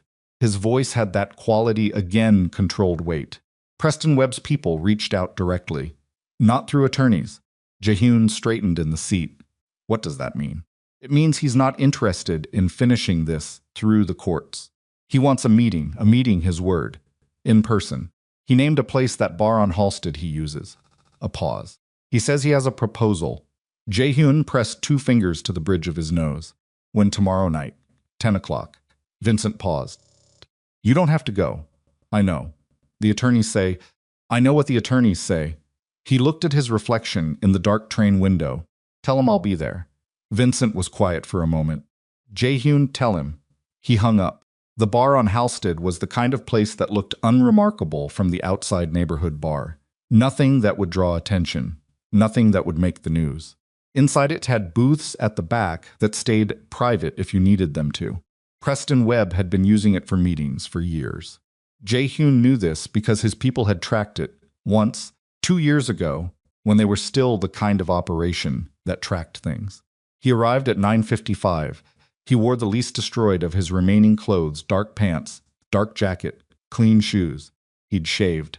He sat at the bar for 5 minutes before a man he didn't recognize, but whose posture identified him as Webb's security came and indicated the back booth. Preston Webb was 52 years old. Medium build, gray at the temples, the face of a man who'd spent decades in careful rooms and had learned to arrange his features into permanent neutrality. He was drinking something clear over ice. He didn't stand when Jae-hyun arrived. Sit down, Webb said. Jae-hyun sat. He did not order a drink. He kept his hands visible on the table and looked at Webb with the full weight of what he actually was, which was a man with very little left to lose, and the particular clarity that came with that. Webb studied him. There was no warmth in the study. It was the assessment of a man calculating something. You look different, Webb said. So people tell me. I heard about Bridgeport. A pause. The kind of pause designed to be heard. Landscaping crew. That's quite a fall. Is that what this is about? Jae-hyun kept his voice flat. You wanted to see it in person. No, Webb put his glass down. I wanted to make you an offer. I'm listening. The lawsuit goes away. Webb said it simply, like a weather report. The litigation, the asset claims, the partners I've positioned against you, it all stops. The civil action gets withdrawn by the end of the month. Jae-hyun's jaw tightened slightly. He allowed that much. In exchange for what? The meridian structure, what's left of it. Webb leaned forward very slightly. Not the money, I've already got most of that. The architecture, the shell network, the financial routing, the contacts at 3 specific banks who've been processing certain transactions without asking certain questions. He picked up his glass again. I want the infrastructure I couldn't get from Daniel. Daniel knew the money, but he didn't know the bones. You want me to hand you my entire back-end financial network in an organized, documented way. His expression didn't change. In return, the lawsuit ends. Your legitimate operations can rebuild without my interference, and we go our separate ways. Jae-yoon looked at him. He ran the calculation. He'd done this enough times in his life, sat across from a man making a proposition, and assessed the actual terms beneath the presented terms. The actual terms were, hand over everything that made the covert side of his operation work, which would then make it impossible to ever rebuild that side. And in exchange, get to keep the gutted, legitimate remainder. Preston Webb was not offering him a way out. He was offering him a surrender document. No, Jae-hyun said. Webb blinked once slowly. You want to think about that? I've thought about it. He held Webb's gaze. I know what you're actually asking for.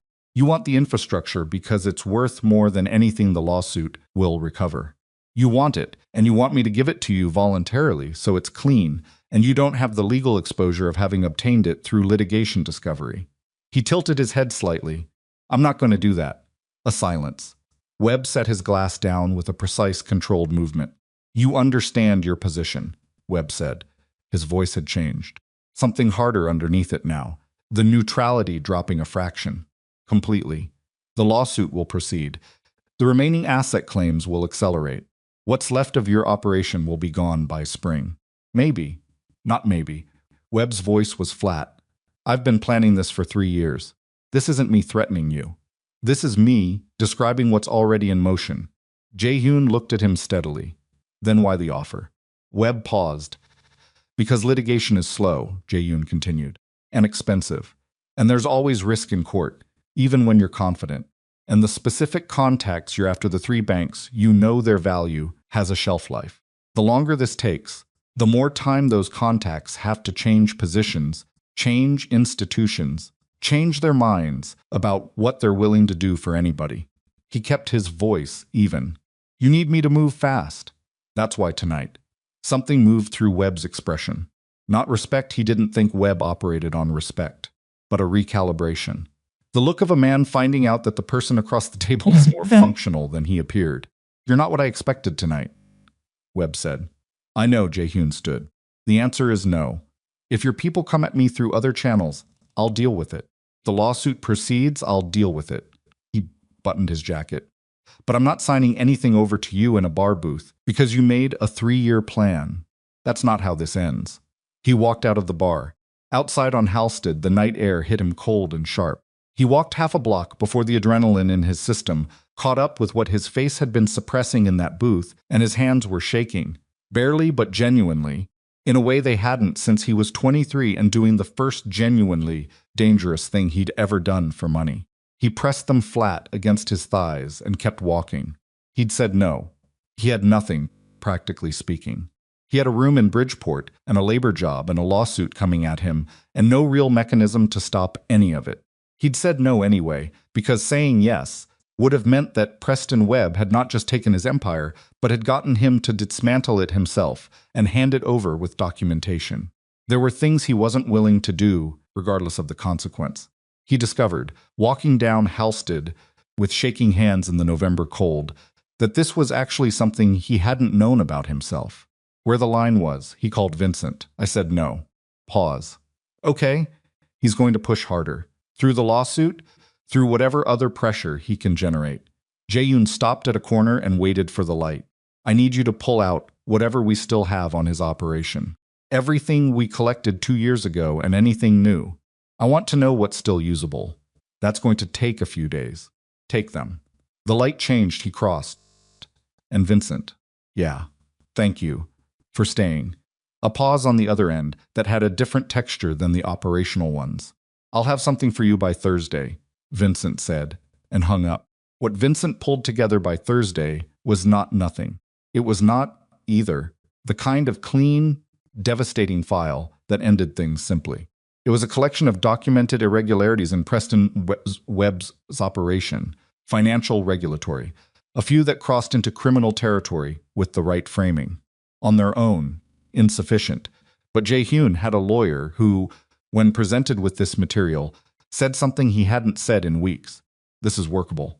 His attorney's name was David Kwan, 50 years old, the kind of attorney who'd spent his career in the specific territory where business and crime and law enforcement all intersected and blurred.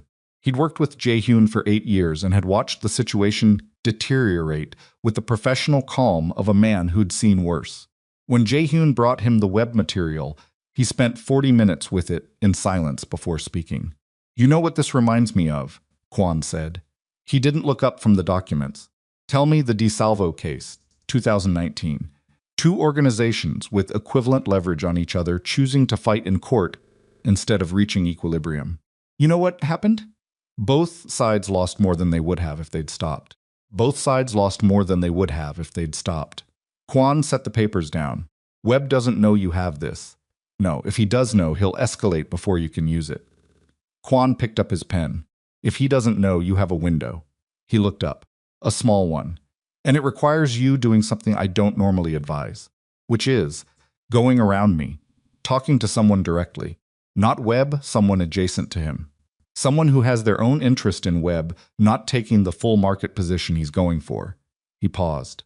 "Because the people around Webb are not all in agreement about how far this goes." Jae-hyun looked at him. "Who?" Kwon wrote a name on a piece of paper and slid it across the desk. He looked at it. The name was Raymond Voss, a man who'd been Webb's financial partner for a decade, but whose own operation occupied a separate lane that Webb's aggressive expansion was beginning to crowd. Jae-hyun had never dealt with Voss directly. He knew him by reputation. Careful, precise, not interested in dramatic moves. Voss wants Webb to stop before Webb absorbs so much that Voss becomes unnecessary, Kwon said. He doesn't have a way to force that. You do with this material.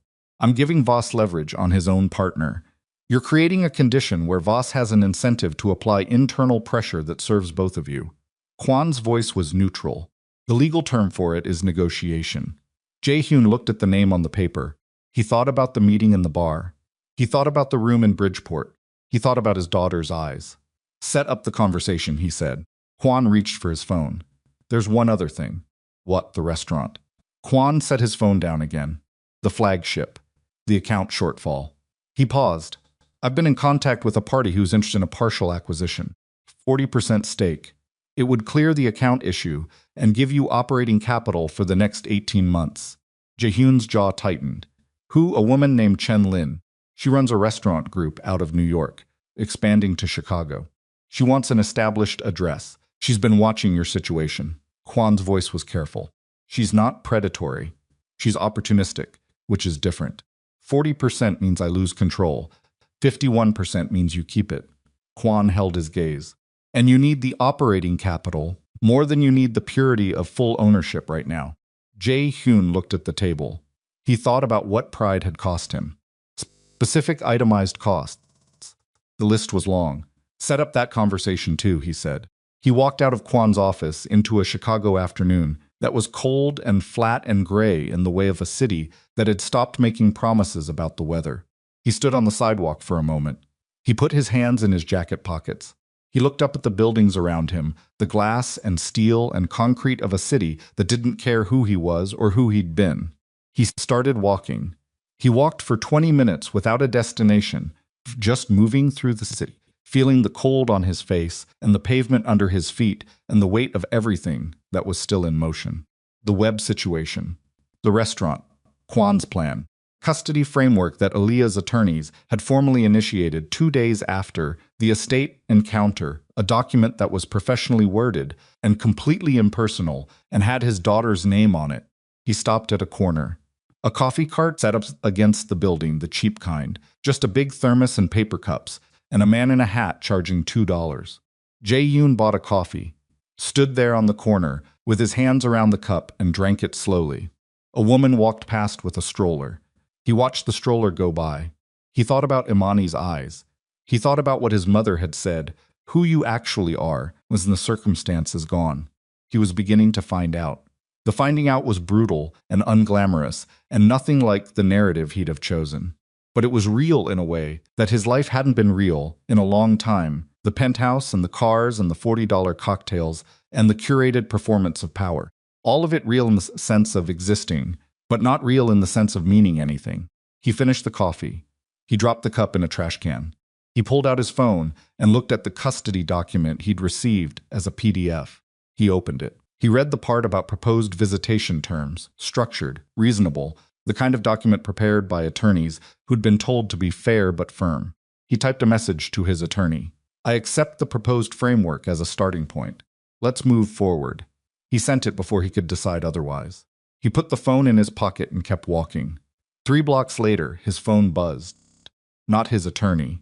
Not Vincent Sienna. He looked at her name on the screen. Felt the particular weight of unfinished things. He answered. What do you want? He said. Her voice was quieter than he'd heard it before.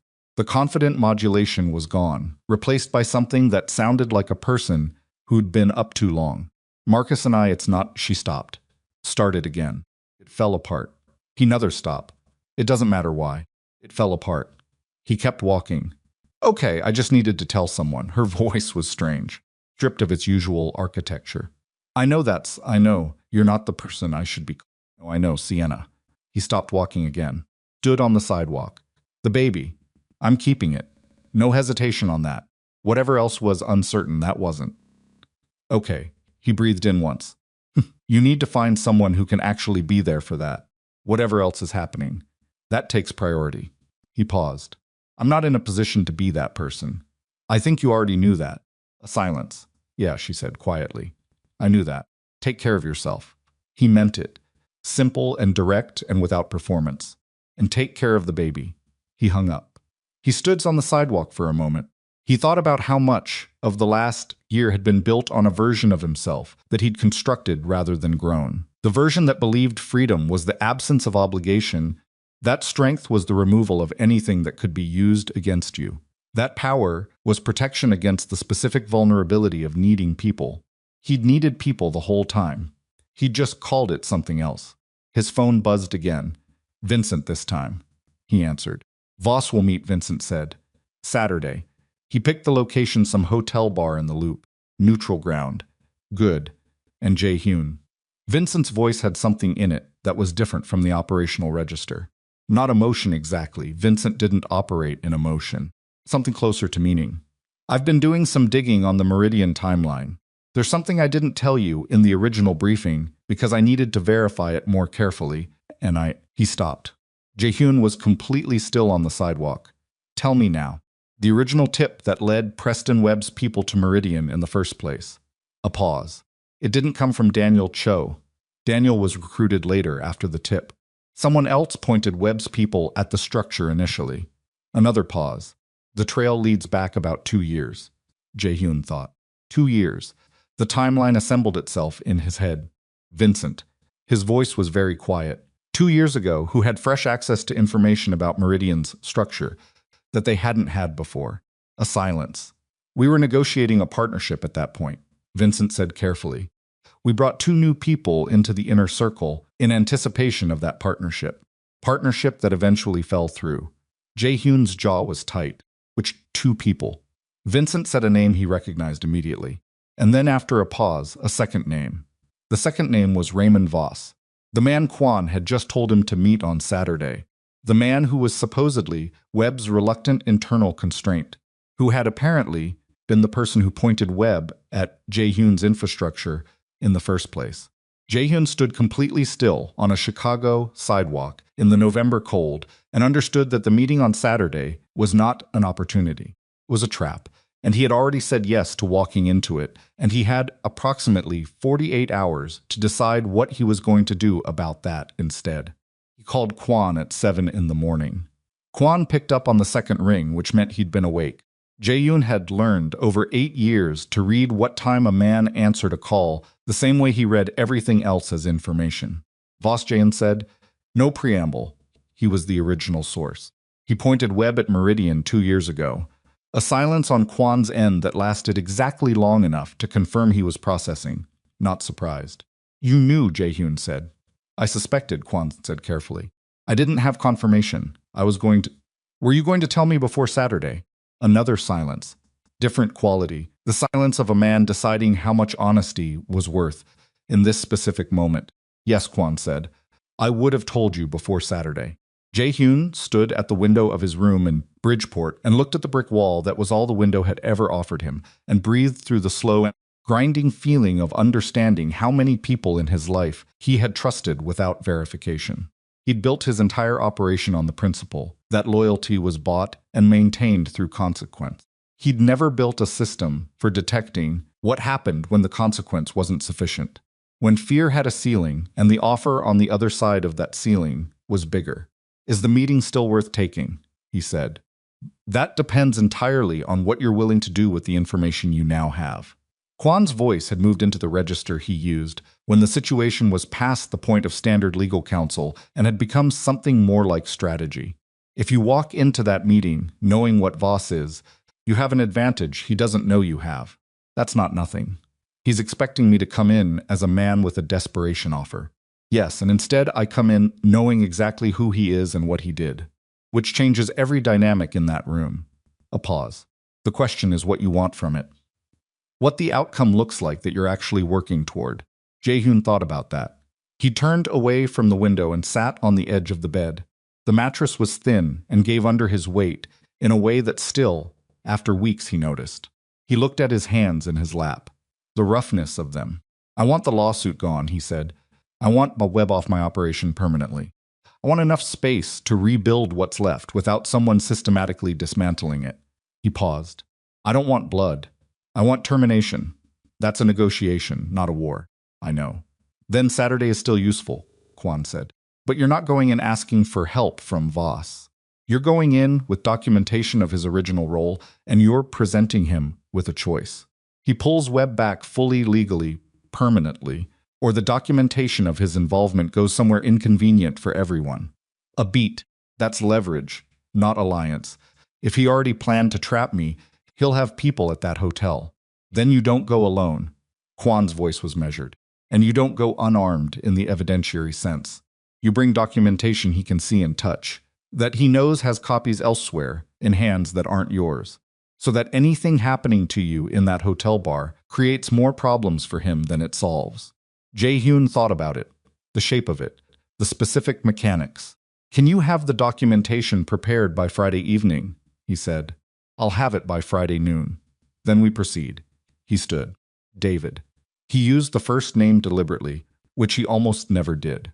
If this doesn't work out the way we're planning, if something goes sideways on Saturday, it won't if it does. The custody documentation I accepted. Make sure Aaliyah's attorneys have confirmation that I've accepted all their proposed terms, regardless of anything else. A pause. I'll make sure, Kwan said. He hung up. He got dressed. He went to work. Tomas put him on leaf clearing for 2 properties and a hedge trimming job in the afternoon. Physical, repetitive, the kind of work that left your body occupied and your mind partially free. He worked through the morning in a cold that had dropped another 5 degrees overnight, raking and bagging and moving through the rhythm of it, and let his brain run the Saturday problem in the background, while his hands did what they needed to do. Vincent called it noon. He was eating a sandwich in the van, the same gas station sandwich he'd been eating most days because it was $2 and adequately functional. I've been pulling everything on Voss, Vincent said. The more I pull, the cleaner the picture gets. He didn't just point Webb at Meridian. He's been coordinating the whole thing. Webb is the front, the visible aggressor, the one who takes the legal exposure. Voss sits behind it and benefits from the destabilization without his name on anything. Jae-hyun chewed and thought. So Webb doesn't know Voss is exposed. Webb thinks Voss is a quiet partner who wants a cut of the market Jae-hyun's operation used to own. He doesn't know Voss tipped you. Vincent caught himself. Old habit. The language of an organization that no longer existed in the form it once had. He doesn't know about Voss's original involvement. Far as Webb's concerned, Voss is a beneficiary, not an architect, which means Voss has exposure with Webb too. If Webb finds out Voss has been running him as a front, significant exposure. Vincent's voice was careful, kind that ends professional relationships in their industry in a particular way. Jae-hyun looked out the van window at a residential street, bare trees, the gray November sky. So Voss's primary interest on Saturday isn't trapping me.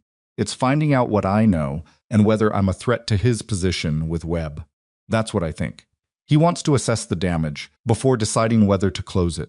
Yes. Vincent paused.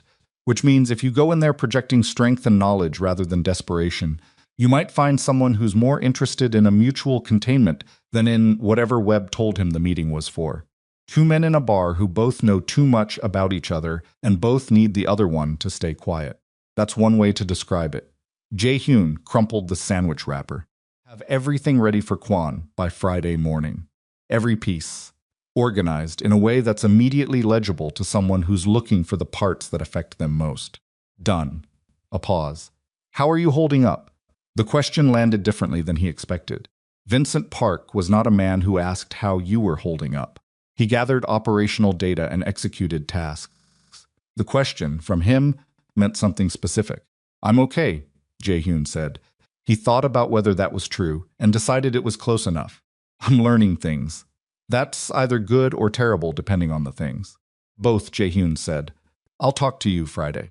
Saturdays arrived the way significant days did, exactly like every other day, until suddenly it wasn't. He woke at 5:30 out of habit, lay in the Bridgeport room and watched the ceiling and ran the meeting one more time in his head. Not out of anxiety, out of preparation. There was a version of himself that would have been anxious. The version he was becoming was just precise. He showered. He put on the clothes he'd kept specifically for this, the dark suit he'd managed to hold on to through everything, slightly worn at the cuffs, but still carrying the shape of what it used to mean. He tied his own tie in the mirror of the shared bathroom and looked at himself for a moment. He didn't look like the man who'd stood in that penthouse and called his wife a chain. He didn't look like the man who'd sat across from Sienna in the flagship restaurant and managed everything from a comfortable distance. He looked like a man who'd been through something and hadn't finished going through it, but was still standing. That would have to be enough. Kwon met him in the lobby of the hotel at 9:40. He handed Jae-hyun a sealed envelope without speaking. Jae-hyun put it in his inside jacket pocket. They walked to the bar together, and Kwon took a seat at the bar itself, while Jae-hyun went to the booth at the back. Raymond Voss was already there. He was smaller in person than his reputation suggested. Mid-50s, silver-haired, the careful grooming of a man who understood that appearance was its own kind of argument. He was drinking coffee. He watched Jae-hyun approach and sit without standing, the same way Webb had the posture of men who used the gesture of not standing as a first move position. Jae-hyun sat. He didn't take out the envelope. He just looked at Voss for a moment. You came, Voss said. I came, you know why I wanted this meeting. I know several things about why you wanted this meeting. Jae-hyun kept his voice even. Which version would you like to start with? Something shifted in Voss's face. A small recalibration. He picked up his coffee cup and set it down. You're not what I expected. People keep saying that. Jae-hyun reached into his jacket and placed the envelope on the table between them. He didn't push it toward Voss, just placed it. I know about your role in the original Meridian exposure. I know you identified the structural vulnerability and passed it to Webb's people approximately 22 months ago. I know Webb doesn't know your level of involvement. He believes you're a passive beneficiary. I have documentation of all of this in this envelope, and I have 2 copies in locations that will become accessible to specific people if anything happens to me or my attorney in the next 30 days. Voss looked at the envelope. His face was very still. The stillness of a man who has just had a calculation he believed was private, spoken out loud by someone who shouldn't have access to it. That's a significant accusation, Voss said. It's a documented fact. Jae-hyun kept his hands flat on the table. I'm not here to threaten you. I'm not interested in escalating this into another front. I've been fighting a war on 2 sides for 3 months, and I'm telling you clearly that it's not something I want to continue. Then what do you want? The lawsuit ends. Webb withdraws from any ongoing interference with my remaining operation. My legitimate businesses are left to function without external pressure. He paused. In exchange, the documentation stays where it is. Webb never learns your role. Our professional paths stop intersecting. Voss was quiet for a long moment. He looked at the envelope. He looked at Jae-hyun. You understand, Voss said carefully, that I don't control Preston Webb. You have influence with him that you've been deliberately understating. Jae-hyun held his gaze. I'm not asking you to control him. I'm asking you to apply the influence you have in a specific direction for a specific outcome. That's a different thing. Another silence. Voss picked up his coffee, drank, set it down with the deliberate slowness of a man, buying himself time to think in a situation where time was limited. If I do what you're describing, Voss said, and Webb eventually traces it back, then you have a separate problem that I'm not part of. Jae-hyun's voice was clean. The nature of the position you put yourself in when you started this. I'm not responsible for your relationship with Webb. I'm responsible for one thing: keeping that documentation where it is, as long as the terms I've described are honored. Voss looked at him for a long moment. It was the look of a man weighing everything on a scale that had no good options on either side and was choosing the least bad one. 6 weeks, Voss said. Give me 6 weeks. 4. Pause. 5. 4.5, Jae-hyun said. The legal withdrawal papers filed publicly by then. Not settled, quietly filed, so there's a record. Voss held his gaze for one more moment. Then he picked up the envelope. He held it. He put it in his jacket pocket. 4.5 weeks, he said. I'll be watching the court record. Jae-hyun stood. Thank you for the coffee you didn't offer me. He walked out of the bar without looking back. Kwon fell into step beside him in the lobby. How did it go? Kwon said quietly. 4.5 weeks. Kwon was quiet for a moment. You believe him?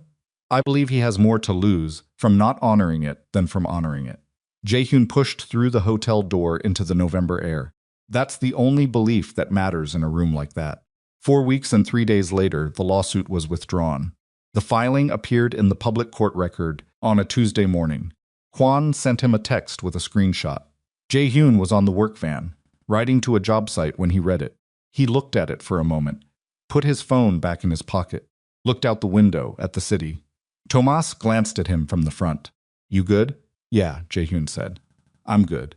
The restaurant deal with Chen Lin closed the following week. 40% to her group, the rest remaining his. She was efficient and direct in a way he respected. No drama, no performance, no pretending the transaction was anything other than what it was.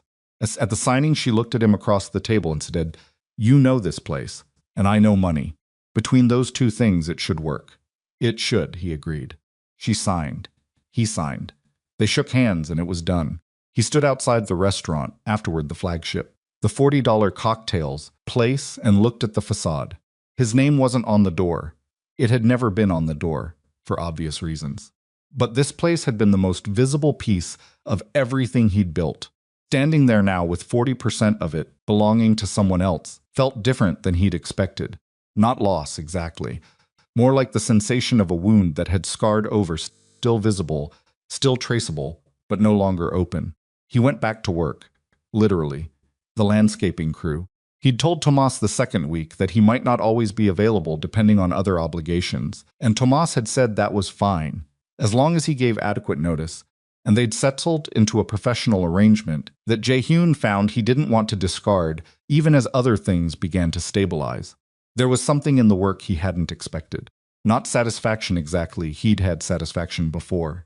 The kind that came from closing a deal or executing a plan. This was different. More physical. More honest, in the particular way that things were honest when you couldn't pretend they were more than what they were. Kept the room in Bridgeport for another month after he could afford to leave it. He wasn't sure why, exactly, until he was packing the duffel bag to move to a small apartment he'd found in Wicker Park. Nothing like the penthouse. 2 bedrooms on the 3rd floor. Enough space but nothing excess, and he looked at the room one last time and understood. The room in Bridgeport was where he'd found out what the bottom of things felt like, and more importantly, what he was when he was at the bottom. A sound, it would have been easy to hate the room. He found instead that he was grateful to it in the unsentimental way you're grateful to a difficult thing that taught you something you needed. He picked up the duffel. He left the key on the dresser. The first supervised visit with Imani was on a Saturday morning in December. The custody framework Aliyah's attorneys had proposed included a supervised initial period, a family mediator present, a neutral location, structured time. He had accepted all of it without negotiation. He'd told Kwon to accept every term as written because arguing for different terms would have been about his ego and not about his daughter. The location was a family center on the north side, neutral, designed for this. The mediator was a woman named Patricia, who introduced herself with the brisk warmth of someone who'd done this many hundreds of times and had exactly how much reassurance was useful and exactly where it became condescending. Aliyah arrived with Imani at 10 o'clock. Jae-hyun was already there. A sound like green wood splitting. He was sitting in a chair near the window when they came through the door, and he stood immediately, not out of performance, but because his body stood before he told it to. Amani was in a carrier on Aaliyah's chest. She was bigger than the last time he'd seen her, not dramatically, but perceptibly. She had more presence, more active. Her head moved, tracking the new room, the new smells, the new light. Aaliyah looked at him briefly when she came in, a look that said she'd already done the emotional work of being here and wasn't going to do it again in front of him. Patricia guided them through the first part introductions, the structure of the session, what was allowed and what wasn't. Jihoon listened to all of it and nodded when nodding was appropriate, and said yes when yes was required. Then Patricia lifted Amani from the carrier and placed her in his arms. He had held babies before, distantly, briefly, at the edges of other people's family events. He had not held his own daughter. Amani weighed more than he expected. Not heavy, but substantial, real in the immediate physical way that nothing else had been real in a long time. She looked up at him with those eyes, the watchful, wide-set eyes that his mother had said were his, and she made a small sound that was not quite anything yet, just a sound, a noise of assessment. He was not entirely steady holding her. His hands were. His hands were trained to steadiness, but somewhere inside the steadiness, something was happening that he couldn't manage or contain, and didn't try to. "Hi," he said. His voice came out, quiet and rough in a way he hadn't planned. I'm your dad." Amani looked at him. She grabbed his index finger in her fist. He looked down at the tiny hand, closed around his finger, and felt something complete itself that he hadn't known was incomplete. Not fixed, not restored to something it had been before. Something new. Something that hadn't existed until exactly this moment. He looked up. Aaliyah was sitting across the room watching. Her expression was controlled, but not entirely. There was something at the edges of it. Some quality she hadn't locked down completely. And he recognized it as the expression of a woman who had built an excellent wall, whether the wall was supposed to stay up forever or just until it was safe to take it down. He didn't try to reach through it. He just held his daughter and looked down at her and let the moment be what it was. Patricia talked him through the next hour, how to hold her for different things, what her signals were, what she liked. She was a person already, he understood that in the abstract, but he had not understood it viscerally until now. She had preferences. She turned toward certain sounds. She did not like having her face touched, but she liked being moved slowly through the air, a gentle motion that made her go very still and serious. He learned these things in an hour. He thought about everything he'd missed. He didn't let himself stay in that thought too long. It was true and it was a cost, and he would carry it. But sitting in it wouldn't give back what was gone, and the time in front of him was more important than the time behind. When the hour was over and Patricia brought the session to a close, he gave Imani back to Aaliyah carefully. Imani registered the transfer with a small protest, a brief complaint, and then settled against her mother's chest and was quiet. He looked at Aaliyah. "Thank you," he said, "for being here, for letting this happen." Aaliyah adjusted the carrier. She looked at him with an assessment that was clean and direct and had no agenda in it beyond accuracy. "She needed this to be possible," Aaliyah said. "That's why I'm here. Not for you. I know." He meant it. That's the right reason. She picked up the diaper bag. She put it on her shoulder. She was about to turn toward the door when she stopped. She looked at him for a moment longer than she needed to. "You look like you've been through something," she said. "Not unkind. Observational. I have." She stopped. She was deciding whether to ask something. He could see the decision happening. "Does it feel different?"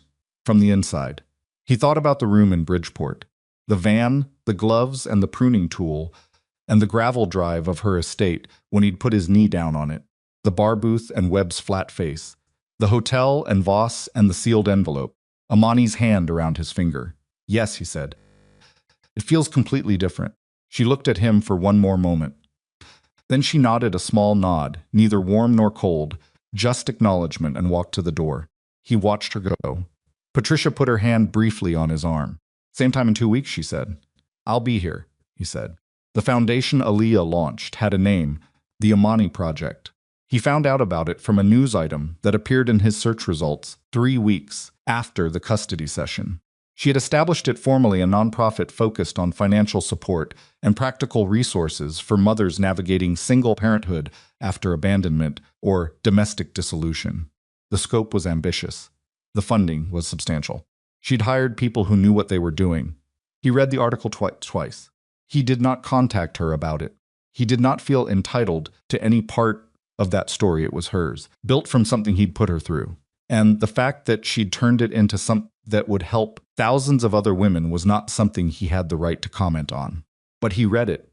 He kept the article. He didn't examine too carefully why. The restaurant stabilized under the partial acquisition. Chen Lin brought in a new marketing approach and some operational adjustments that he initially resisted and then acknowledged were correct. The revenue line began to move in a better direction by the second month. He was in the restaurants more than he'd been since, before everything collapsed, not performing the role of the powerful owner, just working, being present. Learning from Chen Lin's efficiency in ways he was willing to acknowledge because he'd been humbled enough to know that pride about who you learned from was a luxury for people who hadn't seen the bottom. Vincent stayed. He'd reduced his own salary during the worst of it. Without being asked, Jae-hyun found out through the accounting records and confronted him about it. And Vincent said with characteristic flatness that it seemed like the correct thing to do at the time, and he'd like it restored when the situation allowed. The situation was beginning to allow. He restored it with a retroactive adjustment that Vincent accepted without comment. The meridian structure was gone. He didn't try to rebuild it. That chapter of how he'd operated the back channels, the financial architecture that lived in the spaces between legality, he let it go. Not because he was forced to, but because he'd spent enough time looking clearly at his life to understand that the empire he'd built on mixed foundations was always going to require him to be someone he didn't want to keep being. The legitimate operations, rebuilt carefully, more slowly, were less impressive in scale, but didn't require that version of himself. He was willing to make that trade. Preston Webb, without the lawsuit, and without Voss's active coordination, began to focus his expansion elsewhere. There was no dramatic confrontation, no final scene. He simply redirected toward more available targets, the way a current moves around an obstacle it can't erode. Jae-hyun was not under the illusion that Webb had become anything other than what he was. He just wasn't the specific target anymore. Daniel Cho was never found. His disappearance was complete and professional, and Jae-hyun eventually stopped expecting to hear otherwise. He thought about Daniel occasionally, not with the white-hot anger he'd felt in the first weeks, but with a cooler, more complicated feeling. 11 years. The breakfast meetings, the holidays, the handshakes. He wondered what the moment was when Daniel had decided that the threat against his family outweighed his loyalty to Jae-hyun. He wondered if he would have done differently in the same position. He didn't come up with a clean answer. He stopped pretending he would. Amani was 8 months old the first time he held her, without a mediator in the room. The custody framework had progressed through its supervised phase, and Patricia had filed her recommendation that unsupervised visits were appropriate. The visits happened at Aliyah's decision. She offered the option before the framework required it, which he understood was its own kind of communication. He brought Imani to the small Wicker Park apartment. He'd prepared it not elaborately, but carefully. Clean space. A portable crib borrowed from a colleague of Vincent's who had young children. A bag of supplies that he'd researched with the same thoroughness he used to bring to acquisition due diligence. Amani looked around the apartment with the frank, decisive attention she'd developed for new environments, and appeared to reach a conclusion about it that she didn't communicate verbally but expressed in her overall willingness to be present and engaged. She ate. She slept in the portable crib for an hour and a half in the afternoon. He sat in the chair beside it and watched her sleep. The way he imagined, people had been watching their children sleep since the beginning of time with a particular quality of attention that had no equivalent elsewhere in human experience. He thought about what he would tell her. Someday, when she was old enough to ask questions and young enough to still want to. Not the cleaned-up version. He was done with cleaned-up versions. The actual account what he'd done, and why, and what it had cost everyone, and what he'd learned from it, delivered as honestly as the age and context allowed. He didn't know yet how that conversation would go. He knew it was coming, and he knew he wasn't going to hide from it. When Aliyah came to pick Amani up at 5 o'clock, she stood in the doorway of his apartment. She didn't come inside. He brought Imani to her, bundled back into her coat, and Aliyah took her and settled her against her shoulder, and looked around the apartment briefly. Clean, she said. I tried. She looked at Amani, then at him, then at the apartment again. You're not in Bridgeport anymore, she said. She'd known somehow. He wasn't surprised. No, a few months now. It's better, she said. Not pityingly, just stating a preference. It's enough, he said. I've learned the difference. Something moved across her face. One of those small movements that happened too quickly to fully read but left an impression. She shifted Amani's weight. She likes you, Alia said, carefully, like the admission required handling. I like her, he said, just as carefully, more than I knew how to expect. Quiet between them. Not uncomfortable exactly. The quiet of two people who have too much history to pretend it's simple, but have both individually decided that complicated doesn't have to mean impossible. The Amani Project, he said. He'd been holding it for weeks, deciding whether to say it. I read about it. She looked at him steadily. I think it's extraordinary. He held her gaze. I think the person who built it is extraordinary. I thought that before he stopped. Edited. I thought it, but I didn't act like I believed it. That's the difference I have to live with. Aaliyah looked at him for a long moment. You don't get to be part of that, she said finally. Her voice was not unkind. It was clear. The kind of clarity that had been worked for rather than inherited. The foundation. What I'm building. That's mine. That came from what I went through, and it belongs to the women it's built for. You don't get proximity to it, I know, but you can be a good father. She adjusted Amani's coat collar. Those two things can both be true at the same time. I know that too, he said. She looked at him one more second. Then she turned toward the hallway. 2 weeks, she said. I'll send the schedule through the attorneys. I'll be ready, he said. He stood in the open doorway of his apartment and watched her carry their daughter down the hallway toward the elevator. Amani, over Aliyah's shoulder, looked back at him with those watchful, wide-set eyes. He raised his hand, a small wave.